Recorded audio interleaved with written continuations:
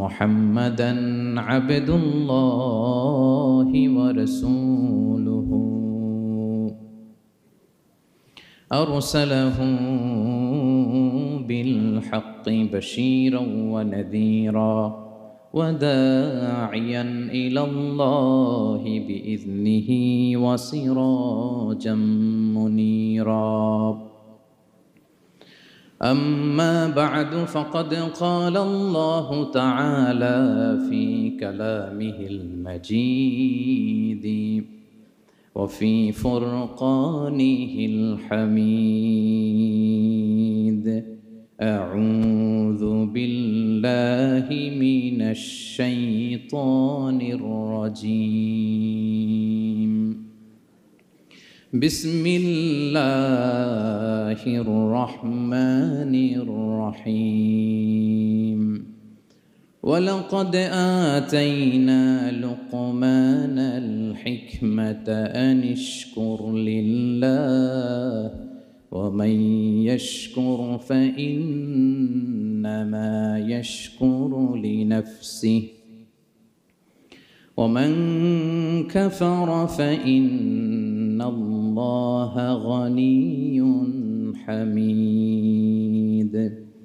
إن الله وملائكته يصلون على النبي يا أيها الذين آمنوا صلوا عليه وسلموا تسليما.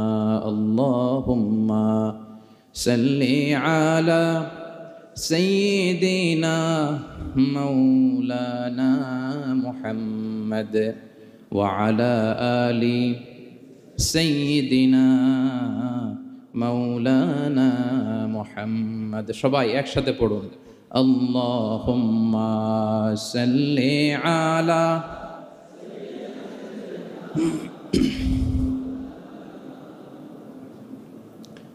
وعلى آل سيدنا مولانا محمد. মন আমার কাঁদে রে, দিল আমার কাঁদে রে, যেতে সোনার মদিনায়। পড়েন সবাই: মন আমার কাঁদে রে, দিল আমার কাঁদে রে, যেতে সোনার মদিনায়।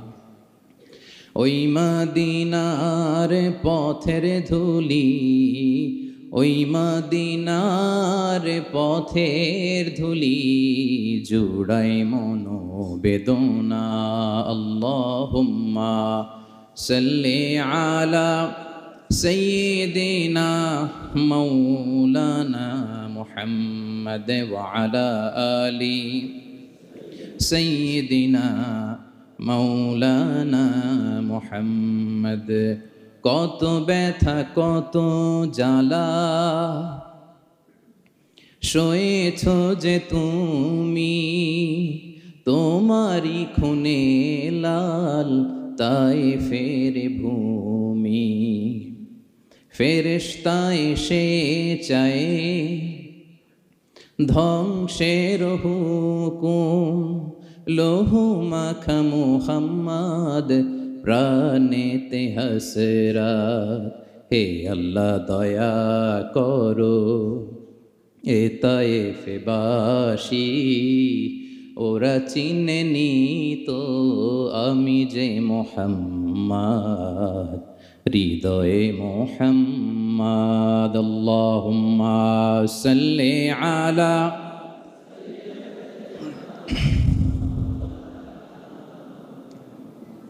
وعلى آل سيدنا مولانا محمد. اللهم صل على محمد وعلى آل محمد كما صليت على إبراهيم وعلى آل إبراهيم إنك حميد مجيد. اللهم بارك على محمد وعلى آل محمد كما باركت على إبراهيم وعلى آل إبراهيم إنك حميد مجيد সকল প্রশংসার মালিককে, সকল ক্ষমতার উৎসকে, কেউ যেটা পারে না পারে কে, কেউ যেটা দেখে না দেখে কে, কেউ যেটা শোনে না শোনে কে, সে আল্লাহর আলিশান দরবারে লাখো কোটি শুকর এবং সুজুদ আমরা পড়ে নিচ্ছি কালিমাতুশ শুকর, আলহামদুলিল্লাহ। সবাই একসাথে আওয়াজ করে পড়ুন, রব্বানা লাকাল হামদ হামদান কাসীরান তাইয়িবান মুবারাকান ফীহি ইয়া রাব্বি লাকাল হামদু কামা ইয়ানবাগি লিজালালি ওয়াজহিকা ওয়া আযীমি সুলতানিকা লাকাল হামদু বিল ঈমান লাকাল হামদু বিল ইসলাম লাকাল হামদু বিল কুরআন।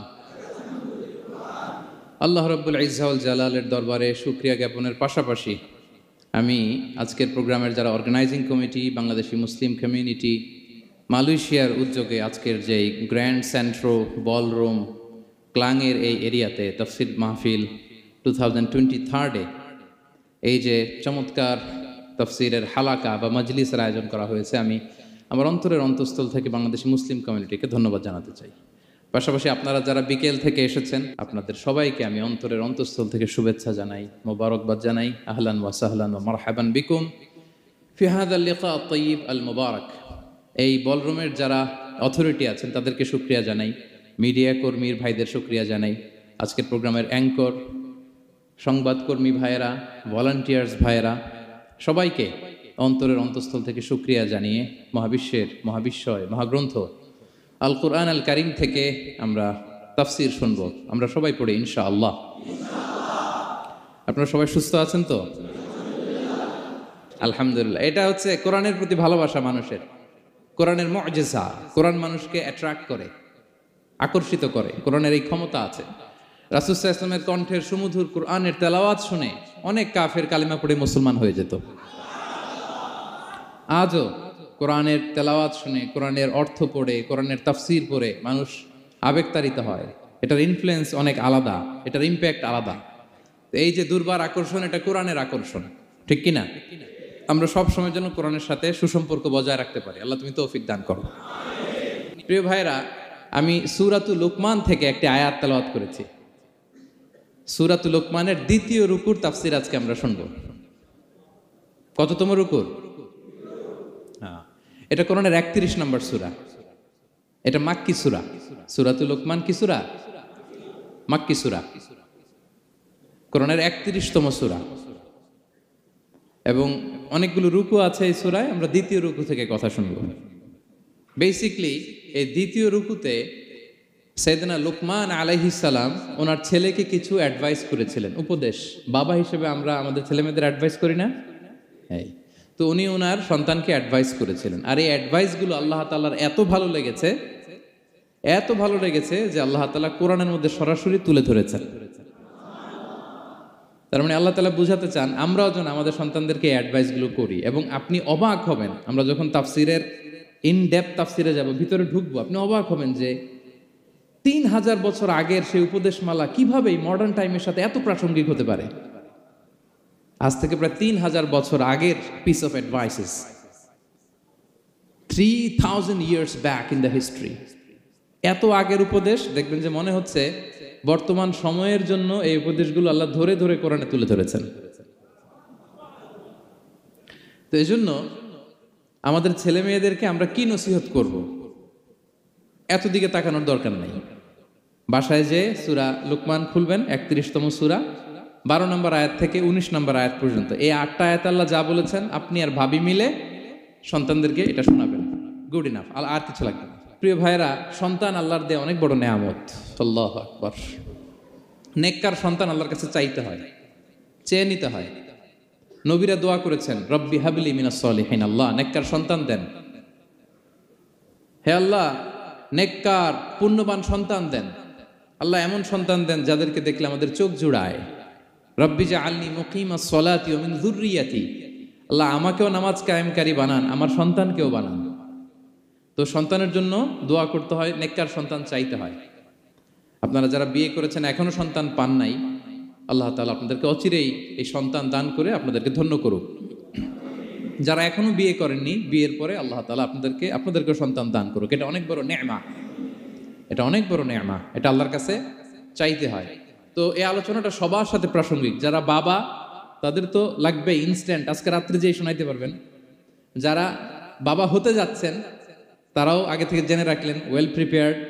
আর যারা এখনো বিয়েই করেন নাই, প্ল্যান করে রাখেন যে এইটা আমি আমার ওয়াইফের সাথে প্ল্যান করে এই নাসিহাগুলো আমার সন্তানদেরকে আমরা শোনাবো। সবাই পড়ুন ইনশাআল্লাহ। এবার প্রশ্ন করে উত্তর দেন। সূরাটার নাম কি? মাক্কি না মাদানী? কত নম্বর সূরা কোরআনের? 31 নম্বর সূরা। আচ্ছা প্রিয় ভাইয়েরা, কালামুল্লাহ মাজিদে কুরআন আল কারিমে আল্লাহ তাআলা মানুষের নামে মোট 8টি সূরা দিয়েছেন। মানুষের নামে কয়টি? এর মধ্যে 6টি সূরা 6 জন নবীর নামে। 6টি সূরা 6 জন। সূরা হুদ, সূরা ইউসুফ, সূরা ইউনুস, সূরা মুহাম্মদ, সূরা নূহ, সূরা ইব্রাহিম। এই 6 জন নবীর নামে 6টা সূরা।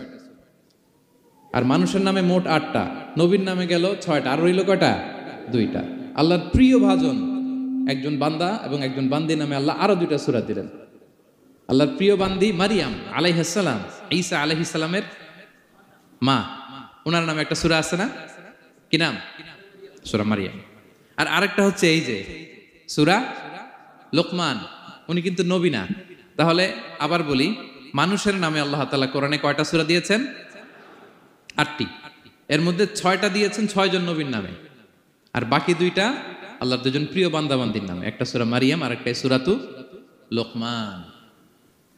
তো আমরা শুরুতেই জানবো যে এই লোকমান কে ছিলেন তিনি। লোকমান আলাইহিস সালাম আল্লাহর প্রিয় ভাজন একজন ব্যক্তি ছিলেন, খুব বিজ্ঞ একজন মানুষ ছিলেন, খুব জ্ঞানী প্রাজ্ঞ একজন ব্যক্তিত্ব ছিলেন। দেখতে উনি কালো ছিলেন, কুৎসিত। চামড়াটা কি ছিল? কালো, ব্ল্যাক। তার মানে ব্ল্যাক হইলেই কাউকে ছোট করা যাবে না। কাজী নজরুল বড় সুন্দর লিখেছেন, কালো আর ধলো বাহিরে কেবল, ভিতরে সবাই সমান রাঙ্গা, কেটে দিলে রক্তের রং। যে কালো রঙের তার রক্ত, যে ধবধবে সাদা তার রক্ত লাল। তাহলে ব্ল্যাক হইলেই কাউকে ছোট করা চলবে না। সাইয়েদনা লুকমান আল হাকিম কুৎসিত বর্ণের একজন মানুষ ছিলেন, খাটো একজন মানুষ ছিলেন। কোথায় থাকতেন? মিশর, সুদান, ইথিওপিয়া, যেটা আগের নাম ছিল হাবাসা, এই রিজিয়নে। কেউ কেউ বলেছেন মিশরের কোন একটা এলাকায়, কেউ সুদান, কেউ ইথিওপিয়া। তো রিজিয়নটা কাছাকাছি। কি করতেন? কোন কোন মুফাসসির বলেন তিনি দর্জি ছিলেন, দর্জি। কেউ কেউ বলেন তিনি ছিলেন কানা নাজ্জারান, নাজ্জার মানে কাঠমিস্ত্রি ছিলেন। আবার কোন কোন মুফাসসির বলেন তিনি ছিলেন রাইল গানাম, মেষ পালক। বেশিরভাগ তাফসিরে এসেছে তিনি মেষ পালক ছিলেন, ছাগল চড়াতেন, যেটা নবীদের পেশা ছিল, দায়িত্ব ছিল। ওনারা ছাগল চড়াতেন শুরুর দিকে। তো লোকমান হাকিম তিনিও ছাগল চড়াতেন এবং তিনি দাস ছিলেন, মুক্ত জীবন তার ছিল না। তিনি একজন মনিবের আন্ডারে তার ছাগলগুলো মরুভূমিতে যেয়ে কি করতেন? চড়াতেন।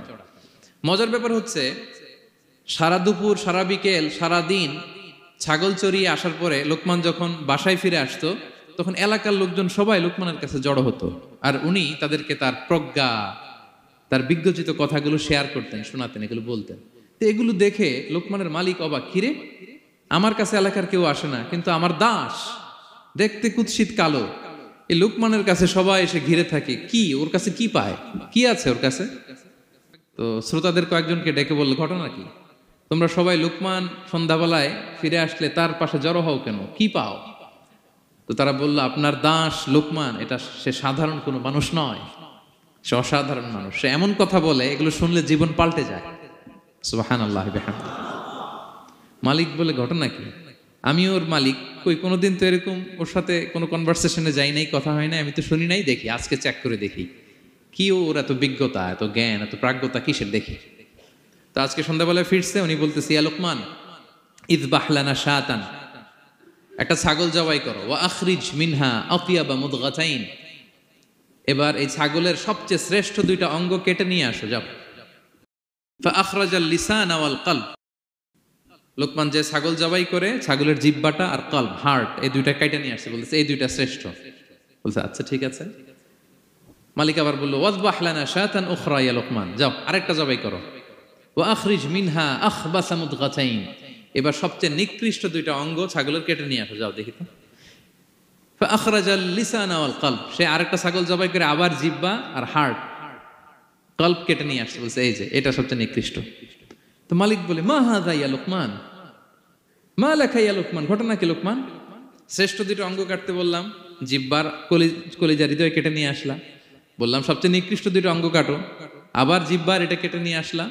তো লোকমান বলতেছে জিহ্বা আর হৃদয় যদি শ্রেষ্ঠ হয়, কলব যদি শ্রেষ্ঠ হয়, এর চেয়ে শ্রেষ্ঠ অঙ্গ আর হতে পারে না। আর জিহ্বা আর কলব যদি খারাপ হয়, মানুষের মুখ আর হৃদয় যদি খারাপ হয়, এর চেয়ে নিকৃষ্ট অঙ্গ আর হতে পারে না। সে তো অবাক, তাই তো? সে চিন্তা করে দেখে, তাই তো, এই মুখ দিয়ে মানুষ ভালো কথা বলে, সত্যের পায়গাম পৌঁছায়, মানুষের কল্যাণের জন্য ডাকে, জিকির করে, তাসবিহ পড়ে, কোরআন তেলাওয়াত করে, তখন তো এই জিহ্বা শ্রেষ্ঠ। আবার এই জিহ্বা দিয়ে যখন সে সমালোচনা করে, গীবত করে, শেখায়াত করে, অন্যকে গালি দেয়, কটু কথা বলে, তখন তো এই জিহ্বাটাই নিকৃষ্ট, ঠিক কিনা? আবার এই হৃদয় দিয়ে, এখানে সিনায় যখন আল্লাহর জিকির বসায়, এই হৃদয় দিয়ে মানুষের কল্যাণের কথা চিন্তা করে, সত্যের কথা চিন্তা করে, তখন তো এটা সবচেয়ে ভালো।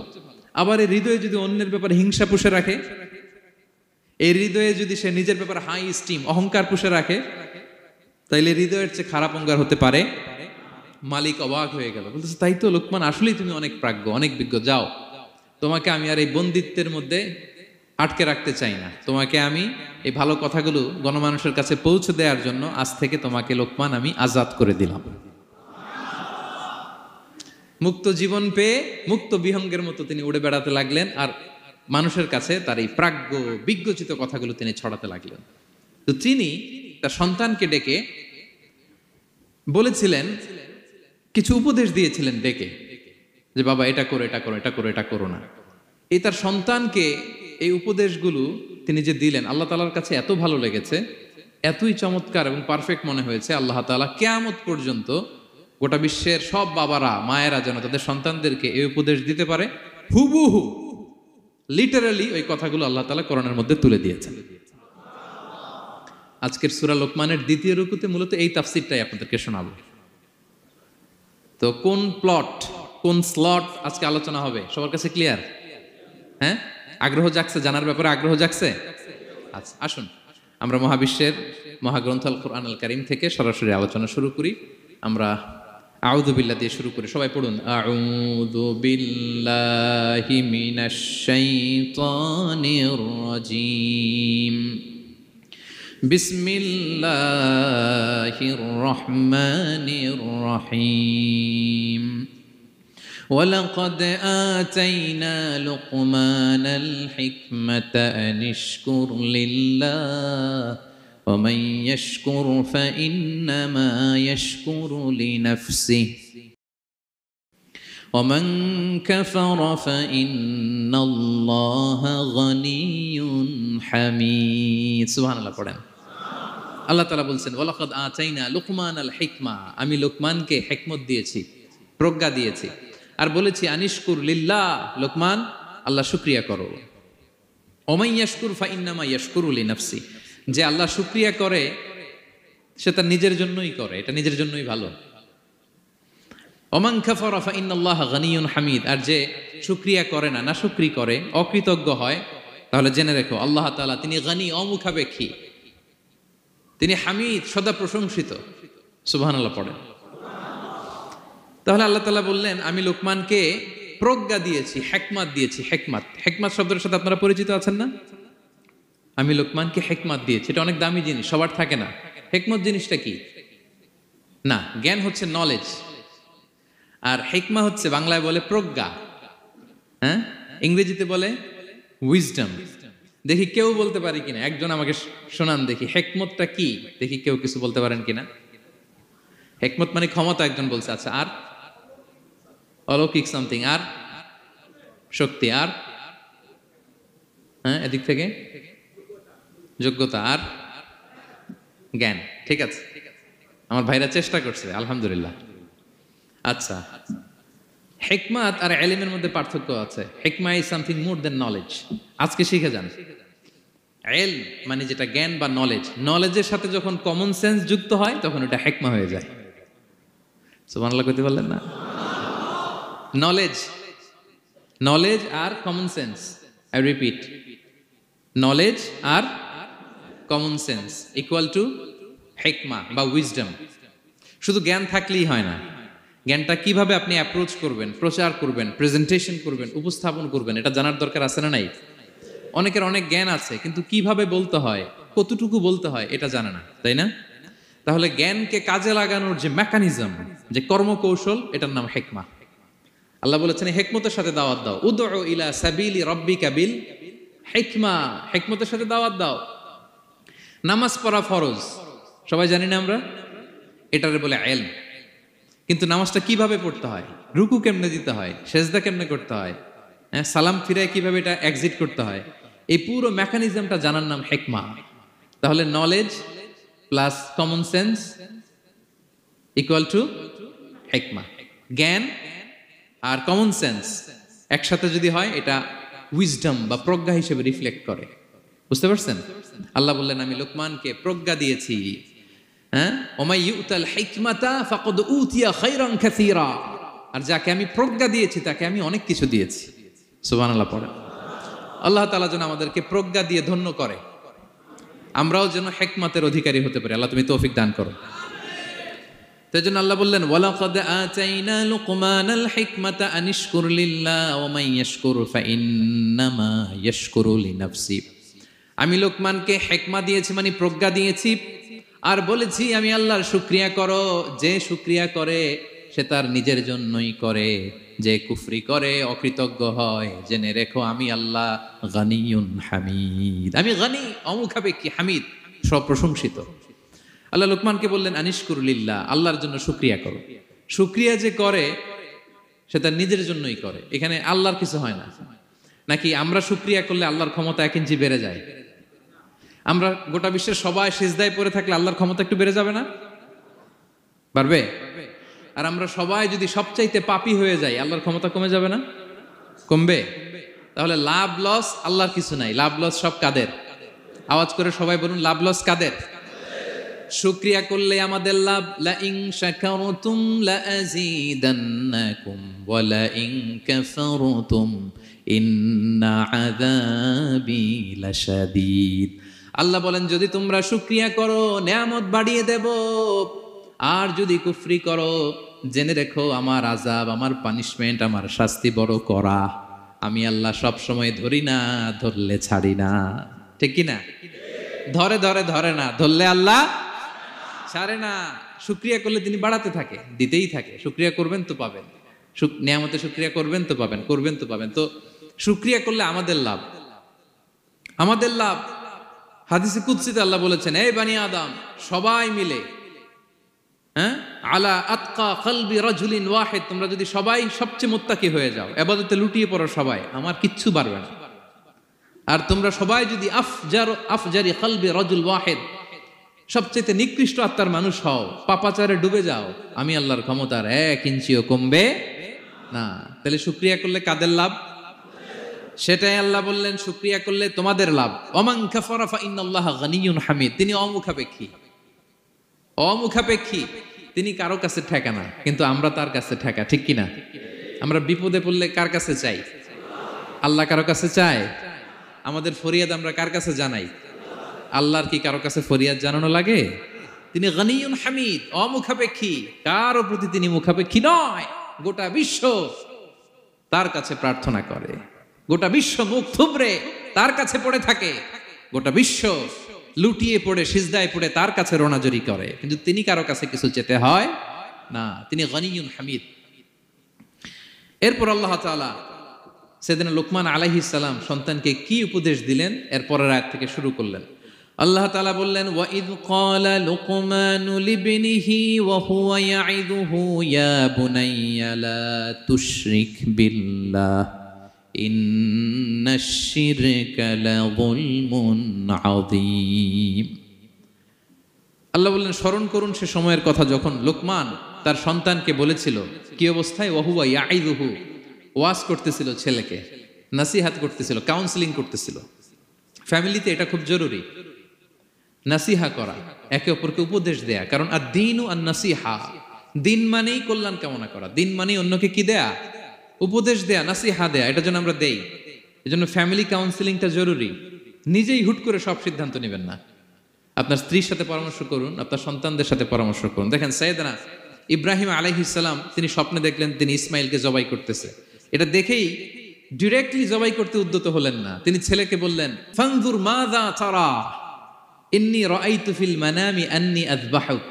ইসমাইল, আমি স্বপ্নে দেখেছি যে আমি তোমাকে কি করছি, জবাই করছি। ফানজুর মাযা তারা, what's your opinion about it, what do you think about it. এবার বলো তোমার অপিনিয়ন কি, তুমি কি ভাবছো, আমি দেখেছি তোমাকে জবাই করছি, তোমার অপিনিয়ন বলো। দেখেন, যেমন বাবা তেমন ছেলে, বাপ কা বেটা সিপাহী কা ঘোড়া, কুছ না হতো থোড়া থোড়া। সুবহানাল্লাহ বিহামদি। যেমন বাবা তেমন ছেলে। ছেলে বলে, ইয়া আবাতি ফাআল মা তুমার, বাবা আপনি যা দেখেছেন তাই করেন। সাতাজিদুনি ইনশাআল্লাহু মিনাস সাবিরিন, আপনি অচিরে আমাকে ধৈর্যশীলদের অন্তর্ভুক্ত পাবেন। আল্লাহু আকবার। বাবা আপনি ভয় পাবেন না, বিচলিত হবেন না, আমার কারণে আপনি আল্লাহর কাছে লজ্জিত হবেন না। আপনি যেমনটি দেখেছেন তেমনটি করুন, ভয় পাবেন না, অচিরেই আপনি আমাকে ধৈর্যশীলদের অন্তর্ভুক্ত পাবেন। যেমন বাবা তেমন ছেলে, ঠিক তেমন রেসপন্স, ঠিক তেমন উত্তর। সাথে সাথে বললেন, বাবা আপনি ভয় পাবেন না, করুন। তো দেখেন, আল্লাহর নবী ইব্রাহিম আলাইহিস সালাম স্বপ্নে যেটা দেখেছেন আল্লাহর পক্ষ থেকে এসেছে। চাইলেই তো ছুরি চালাতে পারতেন, চালিয়েছেন? কি করছেন? পরামর্শ করেছেন, কাউন্সিলিং করেছেন। ফ্যামিলি কাউন্সিলিংটা খুবই জরুরি। This is the first and foremost reminder tonight. আজকের তাফসির থেকে প্রথম রিমাইন্ডার এটা, যে বাসায় আমরা কাউন্সিলিং করব, বড় কোনো সিদ্ধান্ত নিতে গেলে পরামর্শ করব, যেমনটি নবী আলাইহিস সালাম ওনারা করেছেন, ঠিক কিনা? তাহলে সাইয়েদনা লোকমান আলাইহিস সালাম ছেলেকে উপদেশ দিচ্ছেন, আর উপদেশের ভাষা হতে হবে কোমল। দেখেন এখানে আল্লাহ তাআলা যেটা ব্যবহার করেছেন, ইয়া বুনাইয়া, যারা আরবি জানেন, বুনাইয়া শব্দটা কিন্তু সাধারণ শব্দ না। হ্যাঁ, ইবনুন থেকে বুনাই মানে খুব আদর করে ছোট্ট বাচ্চাকে আমরা যেটা ডাকি, ও আমার কলিজার টুকরা সন্তান, ও আমার সোনামণি, হ্যাঁ, ও আমার ছোট্ট মণি, ও আমার বাজান, হ্যাঁ, ও আমার আব্বু। আর কি বলেন ছেলে মেয়েদেরকে আপনি? সায়া। কি এটার মানে কি? হ্যাঁ, ইংরেজিতে বললে ডার্লিং। আর ঠিক আছে, ডার্লিং কিন্তু সবাইরে বলা যায়। মানে যাকে আপনি লাভ করেন, ভালোবাসেন, আপনার ছেলেকে ডার্লিং বলতে পারেন, মেয়েকে বলতে পারেন, আপনার ওয়াইফকে বলতে পারেন, অন্য আবার অন্যান্য নারীদেরকে বলা যাবে না, স্ত্রী পর্যন্ত, হ্যাঁ, কাছের যারা, এদেরকে। তো মালয়েশিয়ান ভাষা তো আমি জানি না, মালয়েশিয়াতে যেটা বলে ওইটা দিয়ে ডাকবেন, খুব সোহাগ দিয়ে, আদর দিয়ে। কারণ নাসিহাতের ভাষা খুব কোমল হতে হয়। যে নাসিহাত হৃদয় নিংড়ানো মমতা দিয়ে বেরোয়, ওই নাসিহাত অন্যের হৃদয়ে যে টাচ করে। কথা বুঝতে পেরেছেন? যেটা হৃদয় নিংড়ানো ভালোবাসা থেকে বেরোয় নাসিহাত, সেটা আপনার ছেলের হৃদয়ে যে টাচ করবে, ক্লিক করবে।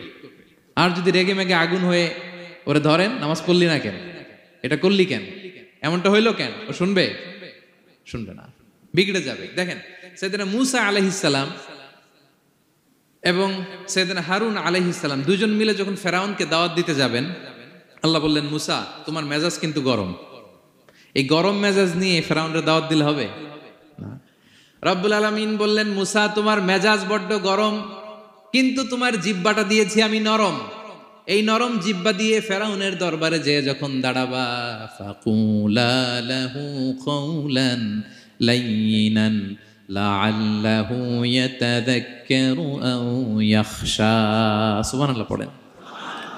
ফাকুলা লাহু কাওলান লাইয়িনা, সফট ল্যাঙ্গুয়েজ ইউজ করবা, কোমল ভাষায় দাওয়াত দিবা, নরম ভাষায় সফট করে, কোমল করে, ভদ্র করে ফেরাউনের কাছে প্রেজেন্টেশন দিবা। হতে পারে তোমার এই সুন্দর প্রেজেন্টেশনের কারণে ফেরাউন দাওয়াত কবুল করে নিতে পারে।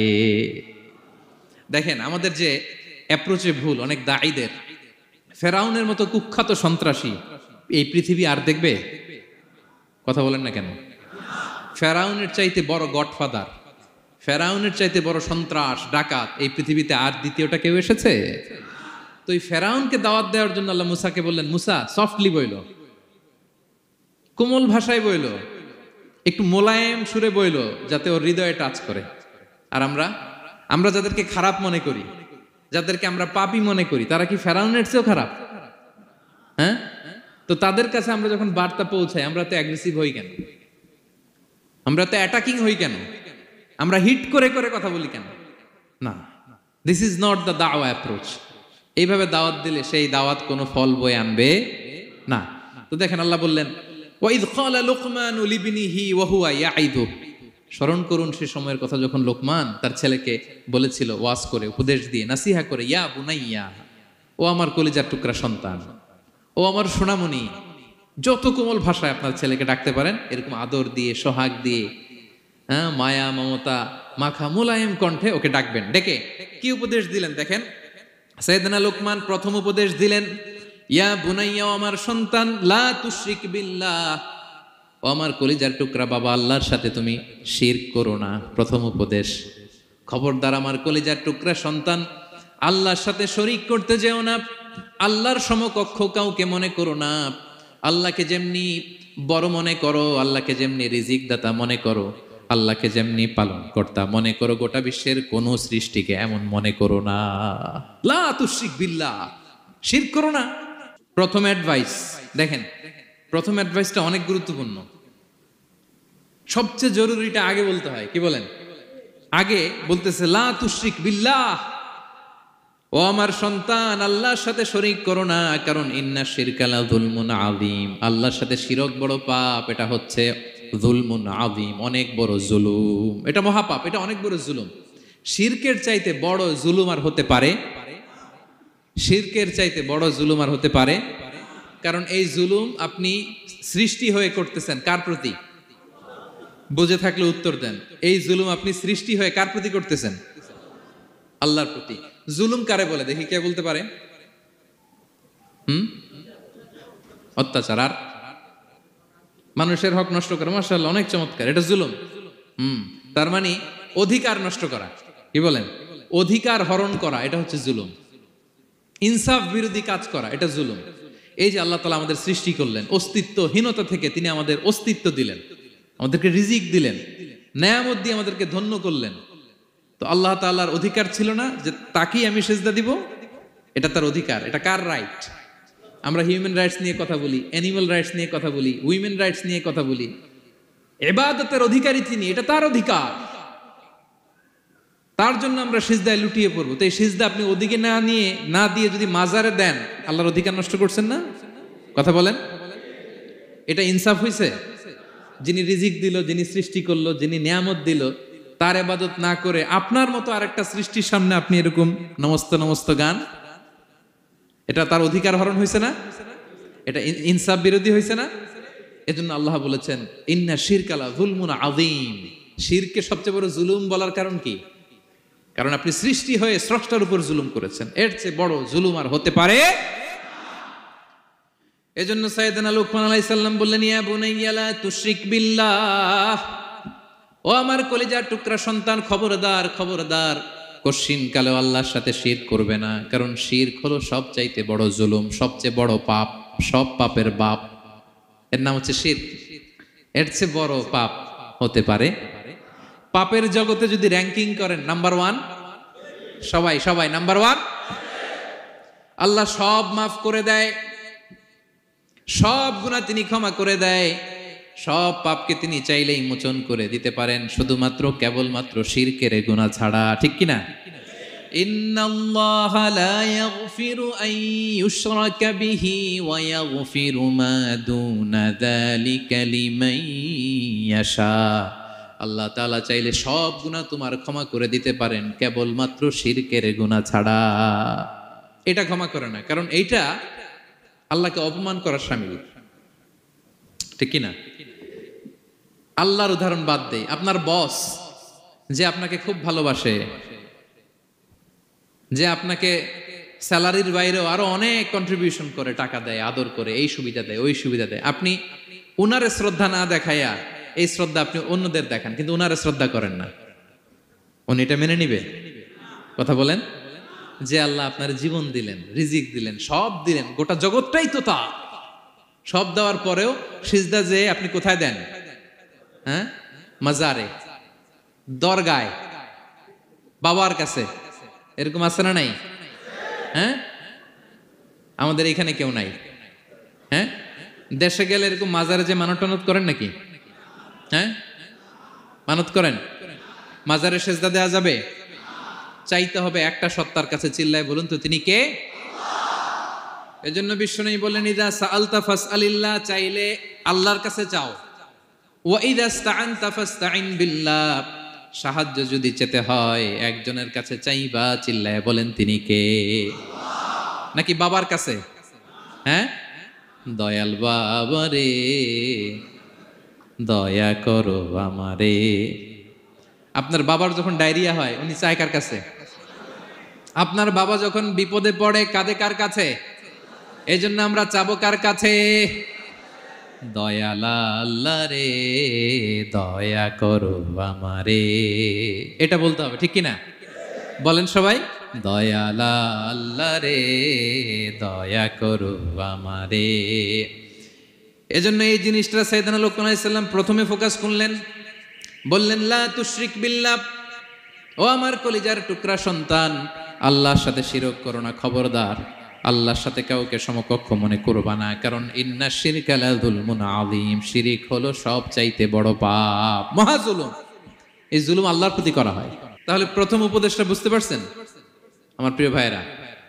আল্লাহর সাথে শিরক করা চলবে। চাইবো কার কাছে? সন্তান হয় না, কই চাবেন? নাকি মাজারে? মাজারে চাওয়া যাবে? বাবার কাছে চাওয়া যাবে? ছেলে সন্তান দেয় কে? মেয়ে দেয় কে? ছেলে মেয়ে দুটোই দেয় কে? ছেলেও দেয় না, আবার মেয়েও দেয় না। চিৎকার করে বলেন তো তিনি কে? আমরা তার কাছে চাইব। সব পরিস্থিতিতে আমরা একজনের কাছে চাইব, তিনি কে? আবার রব্বুল আলামিন বিশ্বনবীকে জানিয়ে দিলেন, ও নবী শোনো শোনো, তোমার আগে সব নবীকে আমি জানিয়ে দিয়েছি, লা ইন আশরাকতা লা ইয়াহবাতান্না আমালুকা ওয়া লা তাকুনান্না মিনাল খাসিরিন। তুমি যদি আল্লাহর সাথে কাউকে শিরক করে ফেলো, তোমার সব আমলগুলো বাতিল হয়ে যাবে। কিয়ামতের ময়দানে তুমি হবা খাসিরিন, ক্ষতিগ্রস্ত, কিছুই থাকবে না। কিয়ামতের ময়দানে তুমি হবা হাই হাই কোম্পানির ম্যানেজার। যদি শিরক করো তোমার আমল বাতিল, খবরদার। কিয়ামতের দিন তুমি হাই হাই করবে, অভাগা দুর্ভাগা হয়ে উঠবে। এজন্য শিরককেও আমরা না বলে দিব। শিরকের সাথে আমাদের কোনো সম্পর্ক আছে? জোরে বলেন। গুরুত্বপূর্ণ পয়েন্ট। এজন্য ছেলেকে আগে বললো, বাবা খবরদার শিরক করো না। আবার হাদিসে কুদসিতে রব্বুল আলামিন বলেন, গোলাম কিয়ামতের কঠিন ময়দানে গোটা জমিন পরিমাণ গুনার বোঝা নিয়ে যদি তুমি আমি আল্লাহর দরবারে হাজির হয়ে যাও, আর ওই গুনার বোঝার মধ্যে যদি শিরকের গুনাহ না থাকে, আমি আল্লাহ গোটা জমিন পরিমাণ ক্ষমার বস্তা নিয়ে তোমার কাছে হাজির হয়ে যাব। কথাটার ওজন দেখছেন? জমিন পরিমাণ গুনাহ নিয়ে আসছো আমার কাছে কিয়ামতের দিন। ওই গুনার মধ্যে অনেক ধরনের গুনাহ, নামাজ পড়ো নাই, রোজা রাখো নাই, এই করছো সেই করছো, কিন্তু এই গুনার বিশাল পৃথিবী পরিমাণ গুনার বোঝার মধ্যে শিরকের গুনাহ নাই। তাহলে আমি আল্লাহ এই দুনিয়া পরিমাণ ক্ষমার বোঝা নিয়ে তোমার কাছে চলে আসবো। শিরক করা যাবে? তাহলে প্রথম উপদেশ দিলেন, হে আমার কলিজার টুকরা সন্তান, শিরক করো না, শিরক করো না। আমার ভাইয়েরা, আমার কলিজার টুকরা ক্লাঙের ভাইয়েরা, সন্তানদেরকে এই শিরকের ব্যাপারে, শিরকের ভয়াবহতার ব্যাপারে আপনাকে জানাতে হবে। It's your duty. আপনি শুধু বাবা হইলেই চলবে না, আপনার ছেলে মেয়ে কোন পথে চলবে এটা আপনাকে ঠিক করে দিতে হবে। ওরা এখন ছোট, ছোট থেকে যদি এই তাকওয়ার সফটওয়্যারকে ইনস্টল করে দেন, ওই সফটওয়্যার দিয়ে তার জীবন চলবে, ঠিক কিনা? হ্যাঁ, ওরা যখন ছোট থাকে কাদা মাটির মতো থাকে। কাদার মাটিকে যেমন ডিজাইন করতে মনে চায় করা যায় না? একই কাদা মাটি দিয়ে বল বানানো যায়, ঘর বানানো যায়, পুতুল বানানো যায়, ওই এটা বানানো যায়, অনেক কিছু বানানো যায়। কিন্তু এটা যখন শুকিয়ে শক্ত হয়ে যায়, আর কিছু করা যায়? হ্যাঁ, আমাদের আঞ্চলিক ভাষায় বলে কাঁচা না নোয়ালে বাস, পাকলে করে। ছোটবেলা থেকেই now this is the high time ওদেরকে এডুকেট করার, এখন মোক্ষম সময়। এটা আপনার রেসপন্সিবিলিটি, বাবা হিসেবে করতেই হবে। নতুন প্রজন্মকে আমাদের বাঁচাতেই হবে, ঠিক কি না? মানুষের পেট থেকে বেরোলেই কেউ মানুষ হয় না। গরুর পেট থেকে যেটা বেরোয় এটা গরু, ছাগলের পেট থেকে বেরোলেই ছাগল হয়ে যায়, হাতির পেট থেকে বেরোলেই হাতি হয়ে যায়। কিন্তু মানুষের পেট থেকে একটা কিছু বেরোলেই ওটা মানুষ হয়, ওটার মানুষ বানাতে হয়। কি করতে হয়? মানুষ বানাতে হয়। গরুকে কেউ কোনোদিন বলে না তুই গরুর মতন গরু হ। ছাগলরে কেউ কোনোদিন কইছে যে তুই ছাগলের মতো ছাগল হ। কিন্তু এই মানুষকেই বলা হয় তুমি মানুষের মতো মানুষ হও, মানুষের মতো মানুষ হও। মানুষের মতো মানুষের বড্ড অভাব, ঠিক কি না? তো আমাদের ছেলেমেয়েরা মানুষের মতো মানুষ হোক, আমরা চাই কি চাই না? এই উপদেশগুলো আমাদের দিতে হবে, ওদেরকে জানাতে হবে। ছোট্ট মানুষ অনেক কিছুই বুঝে না, ওদেরকে কোনটা সত্যবাদিতা, কোনটা ন্যায়পরায়ণতা, কোনটা আমানতদারিতা, কোনটা চুরি ধরে ধরে বোঝাতে হয়। আমাদের ছোট্ট সোনামণিরা দেখবেন ছোটবেলায় ওই ছোট অবস্থায় যারা থাকে, ছোট স্কুলে যায়, স্কুলে যে আরেকজনের পেন্সিল ব্যাগে করে নিয়ে আসে দেখবেন। মানে ওরে দিয়েছেন আপনি ব্লু কালারের, ওর এটা ভালো লাগে নাই, ওর ভালো লাগছে পিঙ্ক কালারের একটা, তো আরেকজনের পিঙ্ক কালারের পেন্সিল ব্যাগে করে নিয়ে আসছে, রাবার নিয়ে আসছে। ও খারাপ মনে আনে নাই, কারণ ও জানে না, ও ভাবছে যেটা সুন্দর লাগে ওইটাই মনে হয় আমার। কিন্তু অন্যের জিনিস যে না বলে নিয়ে আসলে এটারে চুরি বলে, ও এটা জানেই না। তো এগুলো ওদেরকে জানানোর, শিখানোর দরকার আছে না নাই? দায়িত্বটা কার? বাবা মায়ের। আমার প্রিয় ভাইয়েরা, সন্তানদেরকে যেন আমরা গাইড করি, ইনস্ট্রাক্ট করি, আমরা যেন ওদেরকে শিখাই কোনটা সত্য কোনটা মিথ্যা। এখন তো এই যে সোশ্যাল মিডিয়ার যুগ, এটা ছাড়া খেতেই চায় না, তাই না? ঘুমাতেই চায় না। সে কি দেখে এটা আপনার জানতে হবে। সে কোথায় যায়, সে কার সাথে মেশে, সে কোন সাইটগুলো ব্রাউজ করে, এটা বাবা হিসেবে জানার দরকার আছে না নাই? প্যারেন্টিং কন্ট্রোলের একটা ব্যবস্থাপনা আছে, আপনি কন্ট্রোল করে দিতে পারবেন। আপনি সাইন করে দিবেন ইউটিউবে আপনার জিমেল দিয়ে, ও কি দেখে আপনি সব চেক করতে পারবেন হিস্ট্রিতে। যুগ যেমন, ওই যুগের মেডিসিনও তেমন, ওইভাবে আপনাকে নিয়ন্ত্রণ করতে হবে। কারণ এই যুগে আমাদের তরুণ শিশু কিশোররা এত এত চ্যালেঞ্জের সম্মুখীন হচ্ছে যেটা আগে কখনো হয় নাই। The world is changing so fast, it's very difficult to handle our teenagers. ওদের প্রশ্ন শুনলে আপনি অবাক হয়ে যাবেন। আমি উত্তর দিতে পারি না মাঝে মাঝে, আমার ছোট মেয়ের অনেক প্রশ্নের উত্তর দিতে পারি না, মানে পারি, ও মানতে চায় না, আর্গুও করে, এমন এমন কথা বলে যেগুলো আমরা 10-15 বছর বয়সেও শিখি নাই। আজকে 5-6 বছরের ছোট বাচ্চা, ছেলে মেয়ে আপনাকে এমন প্রশ্ন করবে আপনি অবাক হয়ে যাবেন। এই জন্য ছোটবেলা থেকেই ওদের মন মস্তিষ্কের ভেতরে এই ইসলামের শিক্ষাটা ঢুকাই দিতে হবে আমার ভাইয়েরা। ইসলাম সেটাই চায়। যে এইমাত্র জন্মগ্রহণ করছে যে বাচ্চাটা, নবজাতক, নিউ বর্ন বেবি, ওর আমল নামা শুরু হয়েছে? সবাই বলেন, এইমাত্র ভূমিষ্ঠ একটা বাচ্চার আমল নামা শুরু হয়েছে। তারপর ইসলাম বলে ওর কানের সামনে আল্লাহু আকবার, আল্লাহু আকবার বলে আল্লাহর নামটা ঢুকিয়ে দাও। এখনো আমল নামা শুরু হয় নাই, এখনো ভালো খারাপের কিছুই হয় নাই, তারপরও আল্লাহ বলে দুনিয়াতে আসার সাথে সাথে আজান দিয়ে ইসলামের কথাটা কানের ভেতরে ঢুকায়া দাও। আমাদের দায়িত্ব হচ্ছে ওদেরকে এডুকেট করা। 1 নাম্বার উপদেশ তিনি দিলেন, লা তুশরিক বিল্লাহ, শিরক করো না। শিরক মহাপাপ। এই পয়েন্টটা বুঝতে পারছেন সবাই? উনি বেসিক্যালি ওনার সন্তানকে 9টা উপদেশ দিয়েছিলেন। কয়টা? সবাই বলুন, 9টা। এরপর আল্লাহ তাআলা আরেকটা এক্সট্রা উপদেশ দিয়ে দিয়েছেন, 9 আর 1 মিলে তিলকা আশারাতুন কামিলা, একেবারে ফাইনাল, 10টা হয়ে গেছে, পরিপূর্ণ। তো শিরকের ব্যাপারে সতর্ক করার সাথে সাথে আল্লাহ তাআলা নিজ থেকে একটা উপদেশ দিলেন। আল্লাহ তাআলা কি বললেন? রব্বুল আলামিন বললেন, ওয়াসাইনাল ইনসানা বিওয়ালিদাইহি হামালাতহু উম্মুহু ওয়াহানান আলা ওয়াহান ওয়া ফিসালুহু ফি আমাইনি আনিশকুর লি ওয়া লিওয়ালিদাইকা ইলাইয়াল মাসির। সুবহানাল্লাহ পড়ে। আল্লাহ বললেন, ওয়াসাইনাল ইনসানা বিওয়ালিদাইহি। শিরকের কথা যখন লোকমান সন্তানকে জানালো, এবার আমি আল্লাহ পৃথিবীর মানুষগুলোরে জানিয়ে দিলাম, খবরদার খবরদার, মা বাবার সাথে কখনো খারাপ আচরণ করো না।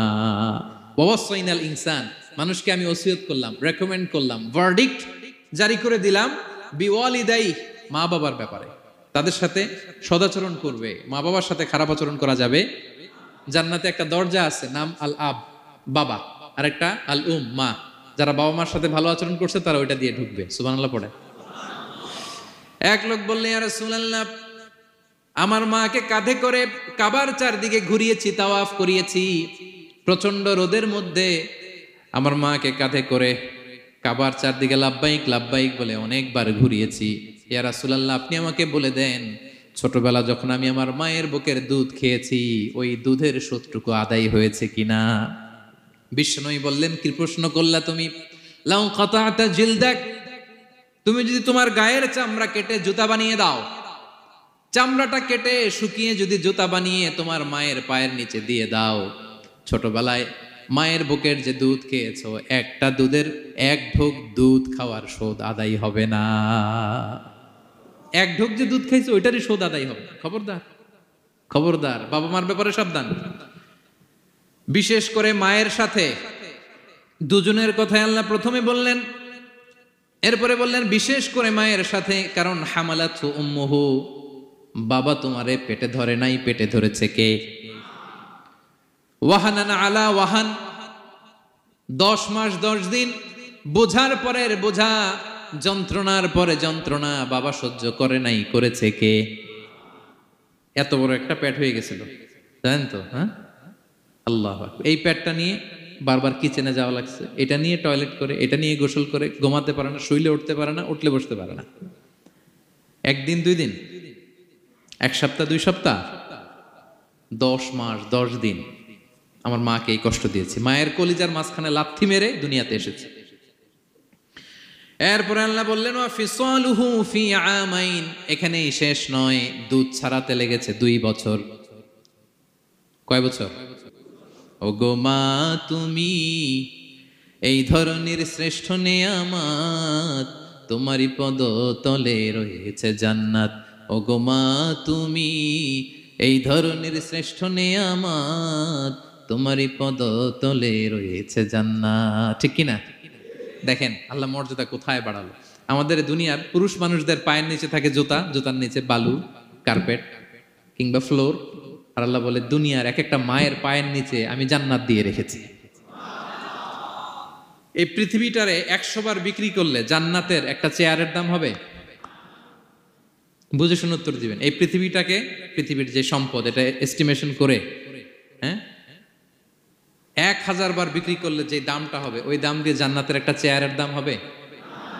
এই পৃথিবীরে 10,000 কোটি বার বিক্রি করলে যেই অ্যাসেট হবে, যে অ্যামাউন্ট হবে, ভ্যালিউ হবে, ওই দাম দিয়ে জান্নাতের একটা টেবিলের দাম হবে?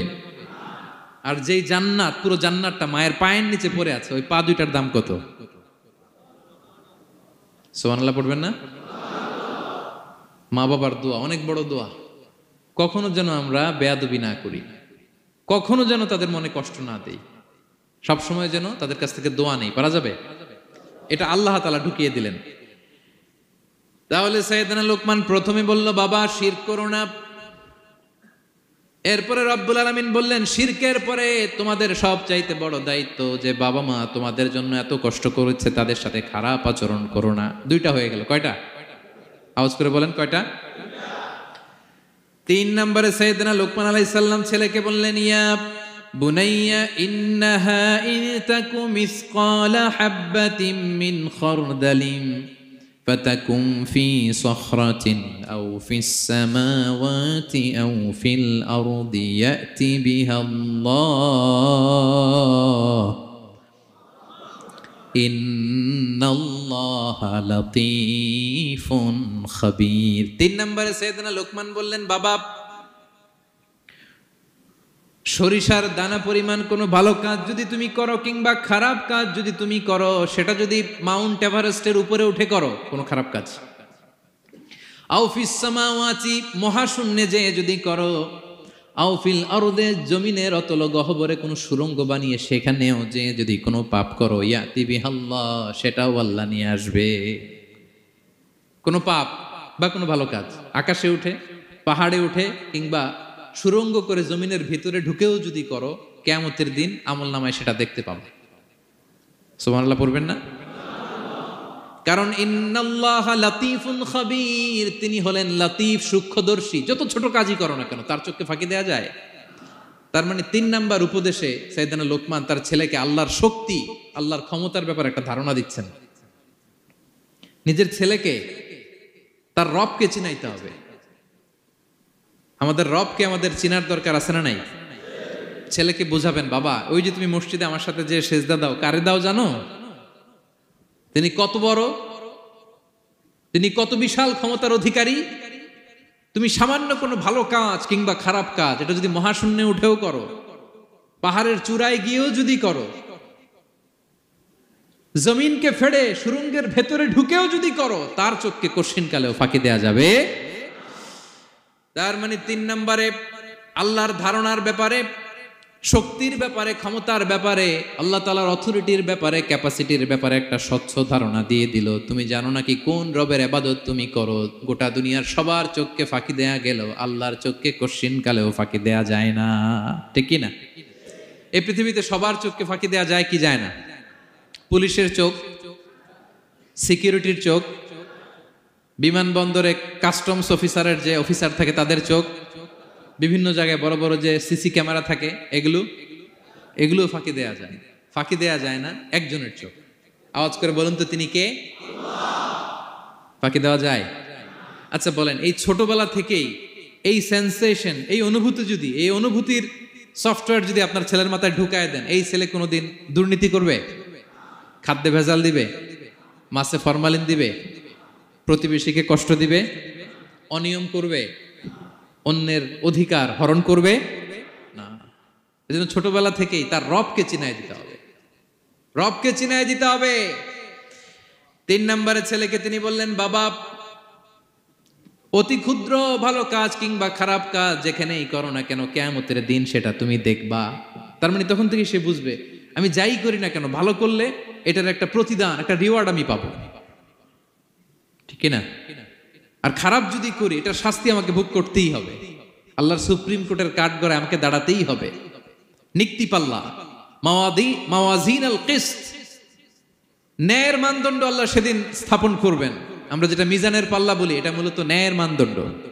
সামান্য ক্ষুদ্রাতি ক্ষুদ্র জিনিস দিলেও ওইখানে টের পাওয়া যায়। সুবহানাল্লাহ পড়েন। আচ্ছা আমরা যে চাল কিনি, ডাল কিনি, ধরেন 10 কেজি চালের একটা বস্তা কিনছি, দেখবেন যে অনেক সময় মাপটা একুরেট হয় না। 10 কেজির চেয়ে হয়তো একটু বেশি অথবা হয়তো একটু কম, এরকম হয় না অনেক সময়? 5 কেজি কিনছেন এক দোকান থেকে, আরেক জায়গায় যে ভালোভাবে মাপ দিয়ে দেখবেন যে একটু বেশি হয়েছে অথবা একটু কম হয়েছে, ঠিক কিনা? আল্লাহ যে মিজানের পাল্লা সেদিন বসাবেন, ওইখানেও তো এরকম হবে। হ্যাঁ, কেমন হবে? فَمَن يَعْمَلْ مِثْقَالَ ذَرَّةٍ خَيْرًا يَرَهُ, পড়ুন, وَمَن يَعْمَلْ مِثْقَالَ ذَرَّةٍ شَرًّا يَرَهُ। ক্ষুদ্রাতি ক্ষুদ্র জাররা তথা অনুপরিমাণ ভালো যদি করো, সেটাও সেদিন নিক্তি পাল্লায়, মিজানের দাড়ি পাল্লায় দেখতে পাবা। ক্ষুদ্রাতি ক্ষুদ্র খারাপও যদি করো, সেদিনও মিজানের পাল্লায় সেটা তুলে দিবে কে? জাররা মানে খুবই ক্ষুদ্র। কতটুকু ক্ষুদ্র আমি উদাহরণ দিয়ে বুঝাই। শীতের সকালে টিনের ঘরে যারা কোনোদিন থেকেছেন, এখানে তো শীত নাই, মালয়েশিয়াতে সারা বছর গরম। শীতের সিজনের কথা মনে আছে তো আপনাদের? না মালয়েশিয়ায় থাইকা সব ভুলে গেছেন? শীতকাল শীতকাল মনে আছে? হ্যাঁ, শীতের সকালে টিনের ঘরে যদি কখনো থাকেন, দেখবেন যে টিনের ঘরে ছিদ্র থাকে, ওই ছিদ্র দিয়ে সূর্যের আলো ঢুকে, রশ্মি। মনে পড়ছে? শীতের সকাল, টিনের ছিদ্র দিয়ে দেখবেন চিকন একটা সূর্যের রশ্মি ঢুকছে। ওটার কাছে গেলে দেখা যায় সামান্য ধুলাবালি, কেমন যেন ডাস্ট উড়ে এটার মধ্যে। অন্যদিকে কিন্তু দেখা যায় না, এদিকে নাই, কিন্তু ওই ছিদ্রটার কাছে গেলে দেখা যায় আলো যেদিক থেকে পড়ছে নিচ পর্যন্ত পুরোটার মধ্যে ধূলিকণা। আসলে ধূলিকণা কি শুধু এদিকেই না পুরা ঘরেই? পুরা ঘরেই আছে। ওইদিকে আলো পড়ছে, ওইটা দেখা যায়। ওই যে ছোট্ট সূর্য রশ্মির মধ্যে কাছে গেলে যে ছোট্ট ছোট্ট ধূলিকণা দেখা যায়, ওইটার নাম হচ্ছে যাররা। যাররা, ফামান ইয়ামাল মিসকালা যাররাতিন খাইরান ইয়ারা। এই ধূলিকণার ডাস্টের যাররা পরিমাণ ভালো করলে সেটাও দেখতে পাবা, আবার যাররা পরিমাণ খারাপ করলে সেদিন কিয়ামতের ময়দানে মিজানের পাল্লায় সেটাও দেখতে পাবা। পড়েন সুবহানাল্লাহ।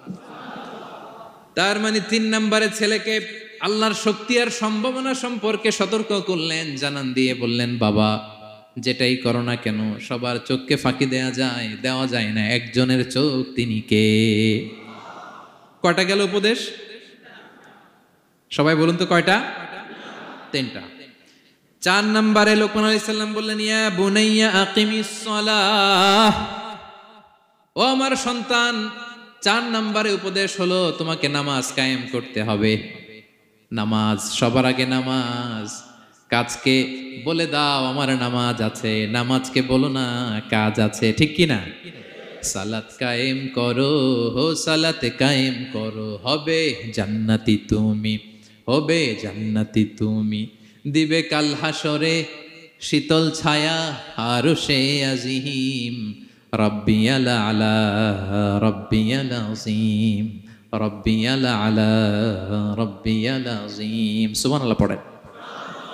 4 নম্বরে আকিমিস সালাহ, ও আমার কলিজার টুকরা সন্তান, নামাজ কায়েম করো। নামাজ, নামাজ কিয়ামতের ময়দানে সর্বপ্রথম যে জিনিসটার হিসেব আল্লাহ চাইবেন ওটা কি? সবাই বলেন একসাথে, সেটা কি? বিশ্বনবী ইন্তেকালের আগে বললেন, আস-সালাত আস-সালাত ওয়া মা মালাকাত আইমানুকুম, ও আমার উম্মতেরা নামাজ, নামাজ। বিশ্বনবীর রূহ বের হয়ে যাবে, মালাকুল মাউত চলে আসলো, এখনই রূহ মুবারক কবজ করে নিয়ে যাবে। অন্তিম মুহূর্তে গোটা উম্মার জন্য বিশ্বনবী যেই মেসেজটা ড্রপ দিয়ে গেলেন সেটার নাম হলো নামাজ। সালাত আস-সালাত, উম্মতেরা নামাজ নষ্ট করো না, নামাজ নষ্ট করো না। আউয়ালু মা ইউহাসাবু বিহিল আবদু ইয়াউমাল কিয়ামাতি আস-সালাহ, কিয়ামতের ময়দানে সর্বপ্রথম আল্লাহ যেই জিনিসটার হিসাব চাইবেন সেটা কি? ফা ইন সলুহাত সলুহা সাইরু আমালি, এটা যদি ঠিক হয়ে যায় পুরো আমলনামা ঠিক হয়ে যাবে। ওয়া ইন ফাসাদাত ফাসাদা সাইরু আমালি, নামাজের হিসাব দিতে যেয়ে যদি আপনার গন্ডগোল লেগে যায় আপনার পুরো আমলনামাটারে গন্ডগোল করে দিবে কে? এজন্য সবার আগে সালাত। ছেলেকে বোঝাবেন, বাবা নামাজ কায়েম করো, তার মানে একা একা পড়ো না, জামাতে পড়ো। নামাজ পড়া আর কায়েম করায় পার্থক্য আছে। একা একা পড়া যায় কিন্তু একা একা কায়েম করা যায়? বলেন। তার মানে বাবা একা একা নামাজ পড়ো না, জামাতে পড়ো। বিকেল বেলায় তোমার বন্ধুকে নিয়ে খেলার মাঠে যখন ক্রিকেট খেলতে খেলতে মাগরিবের সময় হয়ে যায়, একা একাই মসজিদে যাবা না, তোমার বন্ধুরেও নিয়ে যাবা। একা একা জান্নাতে গেলে মজা আছে? সবাই মিলে একসাথে গেলে কেমন হয়? হ্যাঁ, সবাই মিলে একসাথে জান্নাতে যাওয়া লাগবে না? তার মানে ছেলেরে বুঝালেন, বাবা একা একা নয়, সবাইকে নিয়ে নামাজ পড়ো বাপ, জামাতে পড়ো বাপ, গোটা সমাজটারে মুসল্লি সমাজ বানাবা। এটার নাম হচ্ছে ইকামাতুস সালাহ। ছেলেকে বললেন আকিমিস সালাহ, ও আমার কলিজার টুকরা বাজান নামাজ কায়েম করো। বিষ্ণু ঈসা ইসলাম বললেন, মুরু সিবিয়ানাকুম বিস-সালাতি ওয়া হুম আবনাউ 7 সিনিন, তোমাদের ছেলে মেয়েদের বয়স যখন 7 হয় তখন থেকে নামাজের আদেশ করো। ওয়াদরিবুহুম আলাইহা, আর তাদেরকে শাসন করো। ওয়াদরিবুর অনেক অর্থ হতে পারে, শাসন করো, একটু রূঢ় আচরণ করো, প্রয়োজনে মৃদু প্রহার করো। যখন তাদের বয়স হয়ে যায় 10, বয়স হয়ে যায় 10 কিংবা তার উপরে, আমাদের ছেলে মেয়ে আছে বয়স, দেখি কয়জন আছে দিকে 10 বছরের। হ্যাঁ দেখছেন, কঠোর হইতে হবে আপনাদের যদি নামাজ না পড়ে। হাত নামান। 7 পর্যন্ত নিয়ে যাবেন সাথে করে। বয়স যখন 7 হয়, বারবার যখন সালাতের কথা বলবেন সাথে করে নিয়ে দাঁড়াবেন। জুমার দিন মসজিদে নিয়ে যাবেন, মাঝে মাঝে নামাজে নিয়ে যাবেন। 7, 8, 9 এই 3 বছরের ট্রেনিং এ 10 বছর তো এমনি পাক্কা নামাজে হয়ে যাবে, ঠিক কি না? নাকি বলবেন হুজুর আমি তো পড়ি না, আমারই তো খবর নাই। হ্যাঁ, ছেলেরা যে বলবো বাবা নামাজ কায়েম কর, এর আগে কিন্তু নিজের মুসল্লি হইতে হবে। এটা বুঝতে পারতেছেন তো? হ্যাঁ, ছেলেকে বলতে হইলে আগে নিজের মুসল্লি হইতে হবে। নামাজের ব্যাপারে নো কনসিডারেশন, কোনো ছাড় নাই। সালাত আপনাকে পড়তেই হবে যে কোনো পরিস্থিতিতে। এজন্য 7 বছর বয়স থেকে বিশ্বনবী ওয়ার্নিং দিতে বলেছেন। 10 বছর বয়স হলে প্রয়োজনে রূঢ় আচরণ করো, শাসন করো, প্রয়োজনে মৃদু প্রহার করো। খবরদার, খবরদার। একসাথে মাঝে মাঝে নিজেরাও ঘরে পড়বেন। মসজিদে তো যাবেনই, বাইরে বৃষ্টি, যেতে পারছেন না, নিজেই ইমাম হয়ে দাঁড়ায় যান। আপনার ছেলে দুইজন আপনার পিছনে দাঁড়াবে, আপনার স্ত্রী আর মেয়েরা তার পরের কাতারে দাঁড়াবে। হ্যাঁ, নারী পুরুষ একই কাতারে দাঁড়াতে পারে না। অথবা আপনার ছেলেটার ইমাম বানায় দেন, ও নামাজ পড়াইতেছে, আপনারা পড়তেছেন, ভালো লাগবে না? A family that praise together stays together, ইংরেজিতে একটা কথা বলে, a family that praise together stays together. যে ফ্যামিলি একসাথে নামাজ পড়ে, এই ফ্যামিলি একসাথে টিকে থাকে শান্তিতে অনেক দিন, ঠিক কিনা? এজন্য ঘরে মাঝে মাঝে জামাতে নামাজ পড়বেন, ঘরটারে বরকত দিয়ে পূর্ণ করে দিবে কে? এজন্য সাইয়েদনা লোকমান বললেন, আকিমিস সালাহ, আমার কলিজার টুকরা সন্তান, নামাজ, নামাজ নষ্ট করো না, নামাজ নষ্ট করো না। অনেক ফ্যামিলি আছে, অনেক ফ্যামিলি নিজেও নামাজি, ছেলে মেয়েদেরকেও নামাজের কথা বলে, পড়ায়, জোহর পড়তে দেয়, আসর পড়তে দেয়, মাগরিব পড়তে দেয়, এশা পড়তে দেয়, ফজর পড়তে দেয় না। ফজর নিয়ে টেনশন নাই, কেন? বলতেছে ঘুমায় হুজুর। কি করে? আমার কলিজার টুকরা সন্তান ঘুমায় হুজুর, কাঁচা ঘুম কেমনে ভাঙাই? আচ্ছা, ফজরের সময় যদি আপনাদের কন্ডোমিনিয়ামে আগুন লাগে কি করবেন? ফজরের সময় লাগছে আগুন, আরেকটু ঘুমাক, কাঁচা ঘুম। হ্যাঁ, বলবেন বলবেন, কথা বুঝে নাই বোধহয়। যে বাবা মারা মনে করে সকালে কিভাবে ডাকি, উঠতে চায় না হুজুর, কাঁচা ঘুম, কষ্ট হয়ে যায়, ফজরের সময় যদি আগুন লেগে যায় আপনার ঘরে কি করবেন? আরেকটু ঘুমাক, কাঁচা ঘুম। দুনিয়ার আগুন থেকে নিজের সন্তানকে বাঁচানোর জন্য যেমনি ডেকে উঠান, দুনিয়ার আগুন থেকে রক্ষা করার জন্য যেমনি ডাকেন, উঠায় নিয়ে আসেন, জাহান্নামের কঠিন আগুন থেকে বাঁচানোর জন্য ফজরের সময়ও ডাকার দরকার আছে না নাই? দুনিয়ার আগুনের চেয়ে কমপক্ষে 70 গুণ বেশি তেজওয়ালা। হ্যাঁ, বিষ্ণু বলেন, নারুকুম তুকিদুন, যে আগুন দিয়ে কিচেনে রান্না করো, জাহান্নামের আগুন কিন্তু এই আগুন নয়। জাহান্নামের আগুন দুনিয়ার আগুনের চাইতে কমপক্ষে 70 গুণ বেশি তেজওয়ালা। তাহলে ফজরের সময় ডাকবেন তো ছেলে মেয়েকে? হ্যাঁ, নিজেও পড়বেন, ছেলে মেয়েদেরকেও ডাকবেন। আকিমিস সালাহ। 4 নম্বরে বললেন, বাবা নামাজ কায়েম করো, নামাজ, নামাজ ছেড়ে দিও না। 5 নম্বরে বললেন, ওয়া'মুর বিল মা'রুফ, ভালো কাজের আদেশ করো। 6 নম্বরে বললেন, ওয়ানহা আনিল মুনকার, খারাপ কাজ থেকে নিষেধ করো। দেখেন কি বাবা ছিল সাইয়েদনা লোকমান। ছেলেরা বললেন, নামাজ পড়ার পরে বললেন, ওয়া'মুর বিল মা'রুফ, ভালো কাজের আদেশ করবা, ভালো কাজের আদেশ করো। ওয়ানহা আনিল মুনকার, মন্দ কাজ থেকে নিষেধ করো। আমরা অনেকে নিজেরাই ভালো করি, নিজেরাই ভালো কাজ করি, অন্যদেরকে বলি না, এরকম আছে না নাই? সমাজে পাপ হলে, অন্যায় হলে আমরা কথা বলতে চাই না, এরকম আছে না নাই? নিজেই নামাজ পড়বে, চোখ বন্ধ করে তাসবিহ পড়তে থাকে, কিন্তু মুসলিম উম্মার উপর কারবালা হয়ে যাচ্ছে, তার কোনো টেন নাই, এরকম আছে না নাই? গোটা বিশ্বে মুসলমানদের উপর দিয়ে কি যাচ্ছে, সমাজে কি চলছে তার কোনো আন্দাজ নাই, খোঁজ খবর নাই, শুধু নিজেই জিকির করে, এরকম আছে না নাই? না, আযাব আসলে, গজব আসলে শুধু এই কাফির মুশরিকদেরই মারে না, মুমিনদেরও মারে, ঠিক কিনা? আল্লাহ বলে, ওই আযাবকে ভয় করো, ওয়াত্তাকু ফিতনাতাল লা তুসিবান্নাল্লাযীনা যালামু মিনকুম খাসসা। ওই আযাবকে ভয় করো, এই শাস্তিকে ভয় করো, যে শাস্তি যখন আমি পাঠাই, ওই শাস্তি দিয়ে শুধু জালেমদেরকে মারি না, আলেমদেরকেও মারি, ঠিক কিনা? কারণ তুমি আলেম হয়ে বসেছিলে কেন? তুমি সমাজকে বাঁচাও নাই কেন? শুধরে দাও নাই কেন? শুদ্ধাচারের অভিযানে তুমি নামো নাই কেন? ঠিক কিনা? তুমি একা একা জিকির করে তোমার আল্লাহর ওলি হইতে বলছে কে? গোটা সমাজকে তোমার বাঁচাতে হবে। একটা জাহাজ 2 তলা, আপনি আছেন 2য় তলায়, নিচ তলায় একদল লোক জাহাজের তলা ছিদ্র করতেছে। জাহাজের তলায় ছিদ্র করলে কি ঢুকে? তা আপনি যদি বলেন ওরা নিচে আছে ছিদ্র করতেছে, ওরা করুক, আমি থামাবো কেন? আমার তো দোষ নাই, আমি তো ছিদ্র করি নাই। ছিদ্র করছে কারা? ওরা। পানি ঢুকলে ওরা মরবে, আমি তো বেঁচে যাবো। বাঁচবে? কারণ সে তো জাহাজের ভিতরেই। আপনি যে যদি এই পাগলগুলারে না থামান, ওরা তো মরবেই, আপনিও শেষ। চিল্লায় বলেন ঠিক কিনা? এজন্য সমাজে যখন পাপ হয়, অন্যায় হয়, দেখা মাত্রই আপনাকে থামাতে হবে।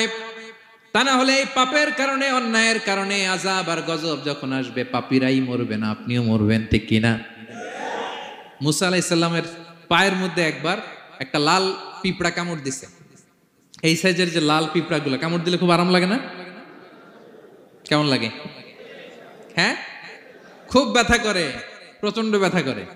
তো মুসা আলাইহিস সালামের মেজাজ কি নরম না গরম? খুব তাড়াতাড়ি রেগে যেতেন উনি। এক এক নবীর এক এক অ্যাট্রিবিউটস ছিল, হ্যাঁ, এক এক বৈশিষ্ট্য ছিল। উনি অনেক রেগে যেতেন। উনি থাপ্পড় মেরে একবার ফেরাউনের বাবুর্চিকে দুনিয়া থেকে শেষ, এক থাপ্পড়, এত শক্তি। সেই বুখারীতে এসেছে মালাকুল মাউতকে মারছিলেন একটা। ওই যে ছোটবেলা থেকে মারার অভ্যাস, ছোটবেলায় কার গালে দিছিল জানে না বোধহয়? ফেরাউন। অন্যায় দেখলেই ছোটবেলায় ফেরাউনের গালে দিছে একটা, বড় হয়ে ফেরাউনের বাবুর্চির একটা, এরপরে মালাকুল মাউতকেও একটা। এর কারণ মালাকুল মাউত আবার মালাকুল মাউতের মতো আসেনি, মানুষের আকৃতিতে এসেছিল। তো পারমিশন না নিয়ে ঢুকছে। উনি ভাবছে এমনি মানুষ, কিরে পারমিশন নিলি না কেন? তো মুসা আলাইহিস সালামের পায়ের মধ্যে লাল পোকা, লাল পিঁপড়া কামড় দিছে, প্রচন্ড ব্যথা পাইতেছে আর ডলতেছে আর রেগে গেছে।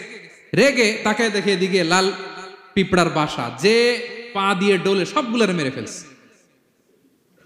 তো ঘটনাটা ছিল মুসা আলাইহিস সালাম আল্লাহকে জিজ্ঞেস করছিলেন, এই ঘটনাটা আল্লাহ কেন ঘটাইছে? আল্লাহকে জিজ্ঞেস করছিলেন, আল্লাহ আযাব যখন কোনো এলাকায় পাঠান তখন তো শুধু জালিমরাই মরে না, ভালো লোকগুলাও তো মারা যায়। তো এই আযাবে ভালো লোকগুলা কেন মরে? আল্লাহ উত্তর দেয় না, এই ঘটনা ঘটাই দিছে।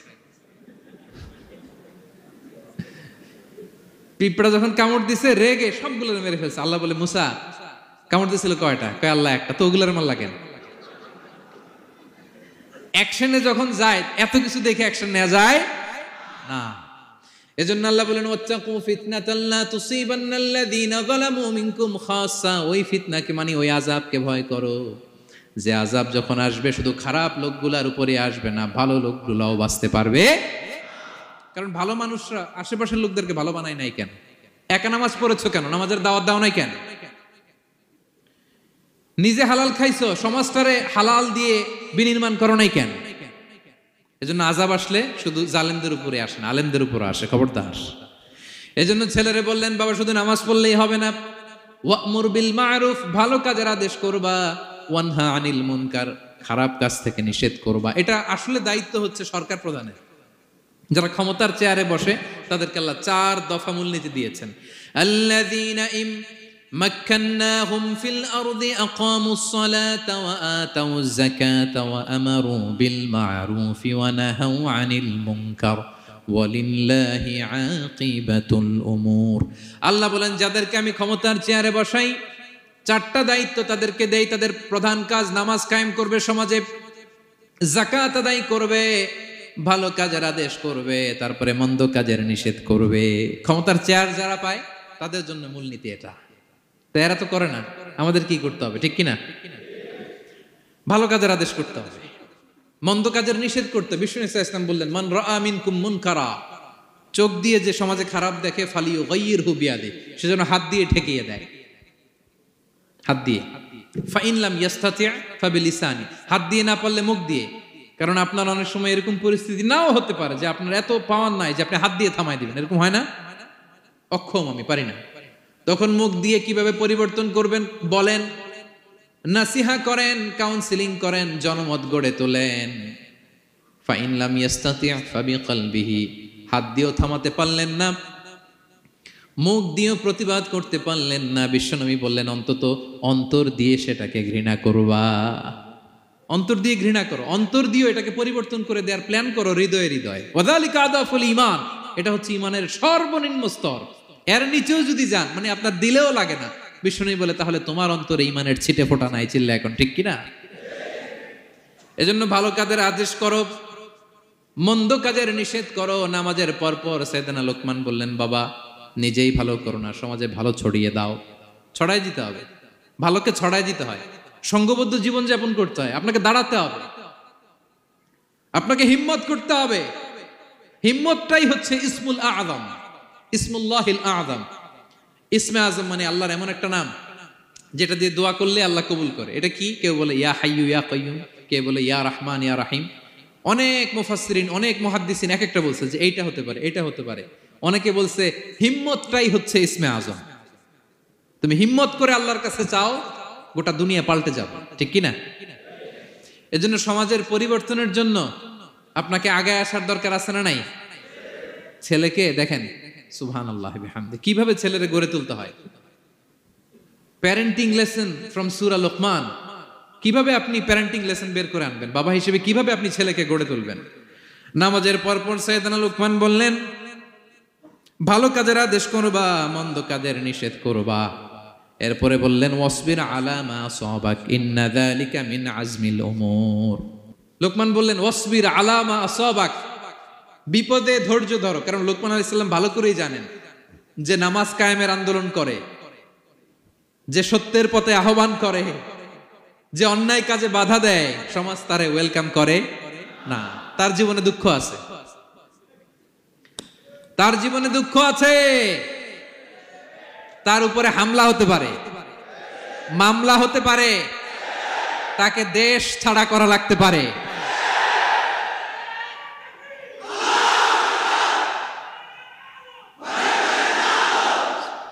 ওয়াসবির আলা মা আসাবাক, বাবা খুব ভালো করেই জানে বিপদ নেমে আসতে পারে।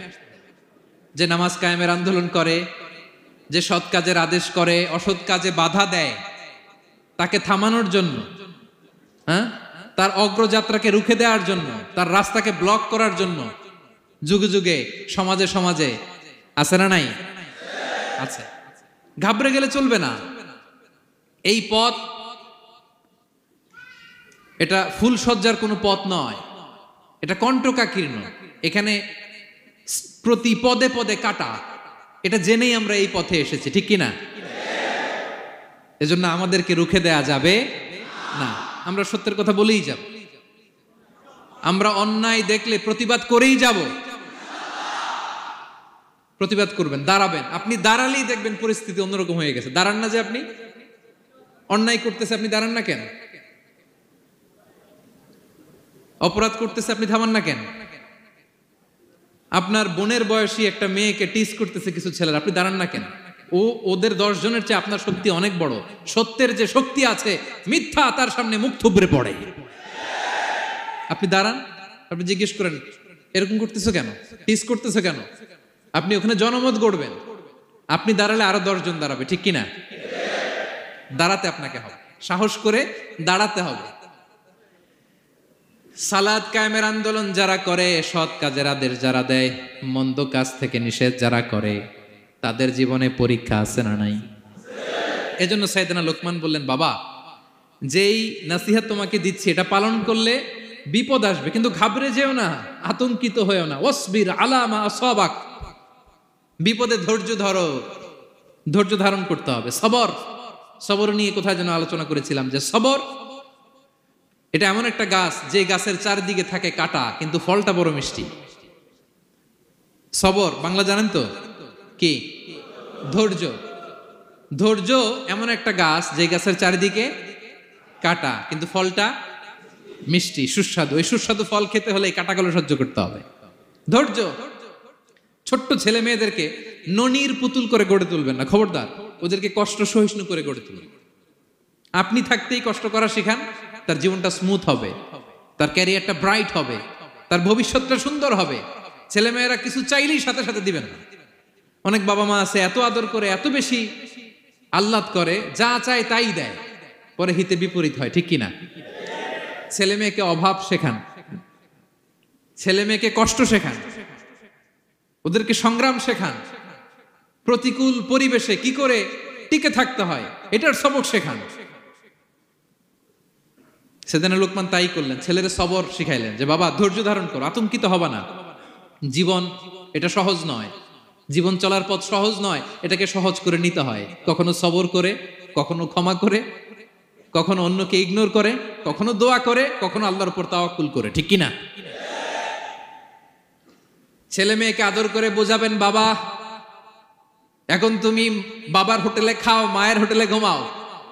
সারা জীবন এমন চলবে না, দুনিয়াটা বড্ড কঠিন, এখানে কেউ কাউরে জায়গা করে দেয় না, নিজের জায়গা নিজেরই করে নিতে হয়, ঠিক কিনা? ছোটবেলা থেকেই তাকে দৃঢ় মনোবলের করে তুলতে হবে, যে বাবা দুনিয়াটা এত সহজ নয়, এটা সহজ করে নিতে হয়। This is the life hacks. এই লাইফ হ্যাকগুলো আপনি শেখাবেন, লাইফ লেসনগুলো শিখাবেন। ধৈর্য ধরো, সৎ কাজের আদেশ দাও, মন্দ কাজের নিষেধ করো। এগুলো করতে গেলে একটু বাধা বিপত্তি আসবে, কিন্তু শেষ হাসিটা তুমিই হাসবে, ঠিক কি না? বিজয় তোমারই হবে। কি বলেন? সময়ই কথা বলে, সময়ই কথা বলে। বিপদে ধৈর্য ধরো। বিশ্বনবী আল্লাহ বললেন, ওসবির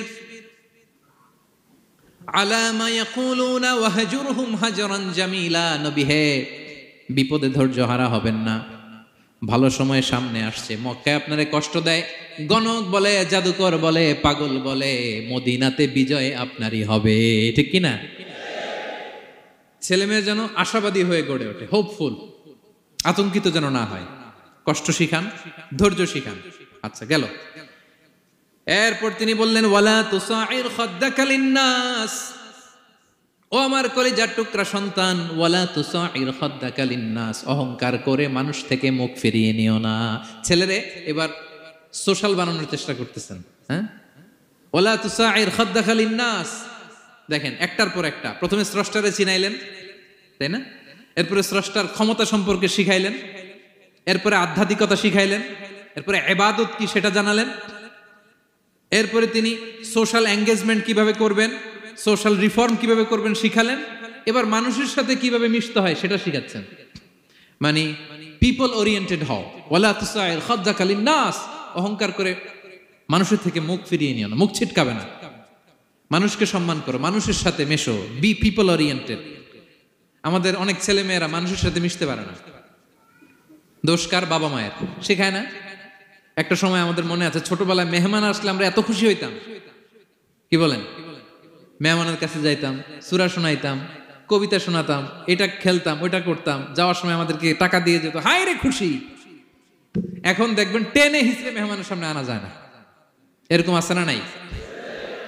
অনেক ফ্যামিলিতে এরকম আছে যে তারা সারাদিন ডিভাইস নিয়ে, এই ডিভাইস আসক্তি এত মারাত্মক পর্যায়ে পৌঁছেছে যে তারা মানুষের সাথে মিশতে পারে না। এই পাবলিক ওরিয়েন্টেশনটা অনেকের নাই, পিপল ওরিয়েন্টেশন নাই। অনেক ছোট বাচ্চা, মেহমান আসছে, তুমি একটু আসো, সালাম দাও, বসো, আসতে চায় না, বসতে চায় না। কারণ ওরা শিখানো হয় না, সারাদিন দিয়ে রাখছে কি হাতে? মোবাইল। এই জন্য ছোটবেলা থেকে আমরা যেন সামাজিক বানাই, বাচ্চাকে যেন শেখাই, বাবা মুরব্বীকে দেখলে সালাম দিতে হবে। কি করতে হবে? ওরা শিখাবেন। অনেক সময় ছোট বাচ্চারা না বুঝে দারোয়ানের সাথে খারাপ আচরণ করে, ঘরের কাজের বুয়ার সাথে খারাপ আচরণ করে, ড্রাইভারকে বকা দেয়, আছে না নাই? ভদ্রতা, ডিসেন্ট ম্যানার আপনি শিখান নাই তো, শিখবে কোত্থেকে? এই জন্য শুরুতেই বললাম যে গরুর পেট থেকে বেরোলে গরু হয়, কিন্তু মানুষের পেট থেকে বেরোলেই ওটা মানুষ হয় না। ওটারে মানুষ বানাতে হয় দিনের পর দিন, মাসের পর মাস, টিউনিং করে, পলিশিং করে, গাইড করে করে মানুষের মতো মানুষ বানাতে হয়। তাহলে ছেলেনে বললেন, ওয়ালা তুসাইর খাদ্দাকা লিন্নাস, তোমার চেহারাকে মানুষ থেকে ফিরিয়ে নিও না, গণমুখী হও, মানুষের সাথে মেশো। ছেলে মেয়েদেরকে এটা বলবেন। শহরে থাকলে মাঝে মাঝে গ্রামে নিয়ে যাবেন, কাদার মধ্যে ছেড়ে দিবেন, হাট বেটা, হ্যাঁ, কাদায় ছেড়ে দিবেন, পুকুরে ছেড়ে দিবেন, দৌড়াদৌড়ি করতে করতে তারপরে তারা শিখবে, দেখবে। মাছ, জ্যান্ত মাছ দেখে নাই আমাদের অনেক ছেলে মেয়েরা, আছে না নাই? ওরা ভাবে মাছ বোধহয় ওই ইয়ের মধ্যেই পাওয়া যায়, শপিং মলেই পাওয়া যায়, ফ্রিজের মধ্যে থাকে, এরপরে এটা খাইতে হয়। জ্যান্ত মাছ দেখলে দেখবেন ভয় পেয়ে গেছে, কারণ শেকড়ের সাথে এদের কোনো সম্পর্ক নাই। এরা যেন গণমুখী হয়, শেকড়ের সাথে যেন এদের সম্পর্ক থাকে। হ্যাঁ, এটাই দেখেন, এই উপদেশটা কয় হাজার বছর আগের। মনে হচ্ছে যেন আজকের পরিস্থিতি দেখে দেখে লোকমান ইসলাম ছেলেকে অ্যাডভাইস করতেছেন। সুবহানাল্লাহ পড়বেন না? ওয়ালা তুসাইর খাদ্দাকা লিন্নাস, মানুষ থেকে মুখ ফিরিয়ে নিও না। ছেলে মেয়েদের শিখান, মানুষ দেখলে ভয় পেও না, মানুষের কাছে যাও, মানুষের দুঃখ দুর্দশা দূর করার চেষ্টা করো, গণমুখী হও, মানুষকে দেখলে সালাম দাও, মুচকি হাসি দাও, হাত বাড়িয়ে মুসাফা করো। তাহলেই না মানুষের সাথে তুমি মিশবে, শিখবে, জানবে, ঠিক কি না? এরপরে বললেন, ওয়ালা তামশি ফিল আরদি মারাহা, আমার কলিজার টুকরা সন্তান, অহংকার করে রাস্তা দিয়ে হেঁটো না, কারণ ইন্নাল্লাহা লা ইউহিব্বু কুল্লা মুখতালিন ফাখুর, আল্লাহ অহংকারীকে পছন্দ করেন না। এবার বডি ল্যাঙ্গুয়েজ শিখাচ্ছেন ছেলেকে, কিভাবে হাঁটবে। আমাদের অনেক সময় ছেলে মেয়েরা খুবই ভালো, নিষ্পাপ, শুধু ভিতরটা পরিষ্কার হইলে হবে না, আপনার জেস্টারও তো ভালো হইতে হবে। হ্যাঁ, ভিতর ভালো কিন্তু প্রকাশভঙ্গি জানে না, আছে না নাই? এটারে ইংরেজিতে কি বলে? বডি ল্যাঙ্গুয়েজ বলে। বুঝতে পারছেন? এবার ছেলেকে বডি ল্যাঙ্গুয়েজ শিখাচ্ছে বাবা। হাঁটার সময় এইভাবে হাঁটতে হবে। ওয়ালা তামশি ফিল আরদি মারহা, অহংকার করে রাস্তা দিয়ে হেঁটো না। এখানে তামশি বলতে শুধু হাঁটাই না, অহংকার করে ড্রাইভ করো না, অহংকার করে হুন্ডা চালিও না। এরকম আছে না নাই? আমাদের ইয়াং ছেলে মেয়েরা হুন্ডা একটা পাইলে এমন আওয়াজ করে তারা চলবে, অসুস্থদের ক্ষতি হয়, ছোট বাচ্চারা ভয় পেয়ে যায়, মাঝরাতে মানুষ লাফ দিয়ে ওঠে ঘুম থেকে। এরকম আছে না নাই? আমাদের সন্তানরা যেন এরকম না হয়। রাস্তা দিয়ে চলতে বিনয়ের সাথে হাঁটতে হবে, ভদ্রভাবে হাঁটতে হবে, কারণ রহমানের বান্দারা অহংকারী হয় না, তারা বিনয়ী হয়। ঠিক কিনা? وعباد الرحمن الذين يمشون على الأرض هونا وإذا خاطبهم الجاهلون قالوا سلاما। রহমানের বান্দারা রাস্তা দিয়ে যখন হাঁটে দাম্ভিকতার সাথে হাঁটে না, অহংকারের সাথে হাঁটে না, বিনয়ের সাথে রাস্তা দিয়ে তারা চলাফেরা করে। ঠিক কিনা? তো ছেলেকে হাতে ধরে ধরে বডি ল্যাঙ্গুয়েজ শিখাচ্ছে, বাবা অহংকার করে হেঁটো না, মানুষের অহংকার সাজে না, অহংকার সাজে একজনের, তিনি কে? অহংকার কার চাদর? আল্লাহ বলে এই চাদর ধরে যদি কেউ টান দেয় ওরে আমি জাহান্নামে নিক্ষেপ করি, ফালা উবালি, আই ডোন্ট কেয়ার, ওরে আমি জাহান্নামে ফেলবো। অহংকার করার কি আছে আমাদের? কিছুই নাই। ঠিক কিনা? ডায়রিয়া যদি হয়, লুজ মোশন যদি হয়, 5 বার টয়লেটে গেলে এরপরে চেহারার দিকে তাকানো যায়? বিছানায় পড়ে হা হু করতে শুরু করে, তো কিসের অহংকার আপনার? লুজ মোশন 3 দিন যদি হয়, হায় রে, চেহারার দিকে তাকানো যায় না, সুন্দর চেহারা ফ্যাকাশে হয়ে গেছে। তো এই মানুষের অহংকার করা সাজে না। ছেলেকে বিনয়ী হওয়া শেখাতে হবে। বাবা বিনয়ী হও, তোমার বডি ল্যাঙ্গুয়েজটা সুন্দর করো, তোমার কথা বলায়, তোমার চলনে বলনে সবকিছুতে যেন একটা মাধুর্যতা থাকে, একটা কোমলতা থাকে, শেখানোর দরকার আছে না নাই? সব শেষে সাইয়েদনা লোকমান ছেলেকে বললেন, وَقْصِدْ فِي مَشْيِكَ وَاغْضُضْ مِنْ صَوْتِكَ إِنَّ أَنْكَرَ الْأَصْوَاتِ لَصَوْتُ الْحَمِيرِ وَقْصِدْ فِي مَشْيِكَ وَاغْضُضْ مِنْ صَوْتِكَ। তাহলে কিভাবে হাঁটবা? হাঁটার ক্ষেত্রে একটা মিডিয়াম পেস অবলম্বন করো, মিডিয়াম পেস, ভদ্রভাবে, হ্যাঁ, মিডিয়াম মধ্যমপন্থী পন্থায় তুমি হাঁটো। তোমার হাঁটার মধ্যে যেন একটা মুনশিয়ানা ভাব থাকে, তোমার হাঁটা চলাফেরায় যেন একটা ভদ্রতার ছাপ থাকে। এটা তো হাতে ধরে ধরে শিখাইতে হবে, নাহলে শিখবে না তো, বুঝবে না তো সে। ওয়াকদুদ মিন সাউতিক, কণ্ঠটাকে মোলায়েম করো। ইন্না আনকারাল আসওয়াতি লাসাউতুল হামির, কর্কশ গলায় কথা বলো না। আমাদের অনেক ছেলেমেয়েরা অনেক শাউট করে, আছে না নাই? কেউ কি শাউটিং পারসনকে পছন্দ করে? আমরা লাইক করি? Nobody likes a shouting person. আপনি মালয়েশিয়ানদেরকে দেখেন কত কোয়াইট এন্ড কাম, হাজার হাজার মানুষ একটা প্রোগ্রাম করতেছে, একটা সাউন্ড নাই। আমাদের তো অনেক বলতে হয়, অনেক অ্যানাউন্সমেন্ট, অনেক এই সেই, ওদেরকে কিছু বলতে হয় না। ওদের আমি অনেক বড় বড় প্রোগ্রামে জয়েন করেছি, হাজার হাজার মানুষ, একটা ছোট্ট ইনস্ট্রাকশন, লাইন ধরে সবাই সেটা মেনে নেয়। ছেলেকে শিখাই দিলেন চলতে ফিরতে একটা মাঝারি মোলায়েম ভদ্র একটা পেস অবলম্বন করো, আর কণ্ঠটাকে নিচু করো, কর্কশ ভাষী হয়েও না। কেউ পৃথিবীতে কর্কশ ভাষীকে পছন্দ করেন? যারা চিৎকার করে চেঁচামেচি করে, আল্লাহ তাদের কণ্ঠকে গাধার কণ্ঠের সাথে তুলনা করেছেন এখানে। দ্য ব্রেইং অ্যাস, গাধার আওয়াজের চাইতে পৃথিবীতে নিকৃষ্ট কোন আওয়াজ হতে পারে? আল্লাহ বলে, তুমি কি তোমার কণ্ঠকে গাধার আওয়াজের মতো করতে চাও? যদি না চাও, কণ্ঠটাকে মোলায়েম করো, কর্কশ ভাষায় কখনো মানুষকে সম্বোধন করো, কারণ কর্কশ ভাষীকে, এই শাউটিং পারসনকে কেউ কখনো পছন্দ করে না। তো এই উপদেশগুলো আমাদের ছেলে মেয়েদেরকে দেওয়ার দরকার আছে না নাই? আল্লাহু আকবার। প্রজ্ঞায় সুসজ্জিত এই উপদেশ মালাগুলো সে 3000 বছর আগে যেমনি প্রাসঙ্গিক ছিল, এখনো তেমনি প্রাসঙ্গিক। এই উপদেশগুলো আমরা ছেলে মেয়েদেরকে দিতে পারবো তো? এই 10টা উপদেশ মালা বুঝতে পারছেন আপনারা? সবাই বুঝতে পারছেন? মনে থাকবে? খেয়াল থাকবে? আমি 1 মিনিটে একটু রিভাইজ করি। কি কি উপদেশ দিলেন? প্রথমেই শুকরিয়ার কথা আল্লাহ নিজে বলেছেন, শুকরিয়া করো। আমরা যেন যে কোনো পরিস্থিতিতে শুকরিয়া করি, করলেই নিয়ামত বাড়াই দিবে কে? এরপর সাইয়েদনা লোকমান ছেলেকে সর্বপ্রথম যে উপদেশটা দিলেন সেটা হলো, বাবা কি করো না? সবাই বলুন, কি করো না? কারণ শিরক হচ্ছে সবচাইতে বড় পাপ। আল্লাহ সব মাফ করে, শিরকের গুনাহ তিনি মাফ করে এরপর আল্লাহ তাআলা নিজ থেকে আরেকটা উপদেশ ঢুকাই দিলেন, সেটা হচ্ছে কার সাথে ভালো আচরণ করো? মা বাবার সাথে। মা বাবা যদি বদদোয়া দেয় আপনার জীবনে কখনো উন্নতি আসবে? এরপরে তিনি ছেলেকে বললেন, বাবা, আল্লাহ তাআলা এমন ক্ষমতার অধিকারী, যেখানেই যে পাপ করো ভালো কাজ করো সবার চোখে ফাঁকি দেয়া গেল, আল্লাহর চোখে ফাঁকি দেয়া যায়? আল্লাহর শক্তি ক্ষমতার ব্যাপারে সতর্ক করলেন। এরপরে তিনি ছেলেকে বললেন, নামাজ কায়েম করো, নিজেও পড়ো, সমাজের সবাইকে নিয়ে পড়ো। এরপরে তিনি ছেলেকে বললেন, বাবা, ভালো কাজের আদেশ দাও, মন্দ কাজের নিষেধ করো, মন্দ কাজ থামিয়ে দাও। তারপর বললেন, বাবা, বিপদে ধৈর্য ধরো। এরপরে বললেন, গণমানুষের সাথে মেশো, পিপল ওরিয়েন্টেড হও। এরপর ছেলের বডি ল্যাঙ্গুয়েজ ঠিক করে দিলেন। মনে আছে তো আপনাদের? অহংকার বশত হেঁটো না, চিৎকার করে কথা বলো না। সবশেষে ওরাল কমিউনিকেশন কিভাবে করবে, শাউটিং না হয়ে মোলায়েম কণ্ঠে মানুষের সাথে যেন ভদ্রচিত ভাবে কথা বলতে পারে, এই উপদেশ মালাগুলো দিলেন। আমরা যারা বাবা হয়েছি আমরাও যেন আমাদের কলিজার টুকরা সোনামণি সন্তানদেরকে এই উপদেশগুলো দেই। মনে থাকবে? সূরা লুকমানের 12 থেকে 19 নম্বর আয়াতে আল্লাহ তাআলা এই উপদেশগুলো তুলে ধরেছেন। আল্লাহ তাআলা আমাদের সবাইকে কথাগুলো বোঝার ও আমল করার তৌফিক দান করুক। আমরা পড়ি আমিন। আমরা যেন নেককার সন্তান লাভে ধন্য হতে পারি, আল্লাহ তৌফিক দান করো। আমরা পড়ি আমিন। আমরাও যেন সাইয়েদনা লোকমানের মতো এই উপদেশ মালাগুলো আমাদের ছেলে মেয়েদেরকে দিতে পারি, আল্লাহ তুমি তৌফিক দান করো। আমরা পড়ি আমিন। হাযা মা ইনদি ওয়াল ইলমু ইনদাল্লাহ আলাইহি তাওয়াক্কালতু ওয়া ইলাইহি উনীব। আসসালামু আলাইকুম ওয়া রাহমাতুল্লাহি ওয়া বারাকাতুহু।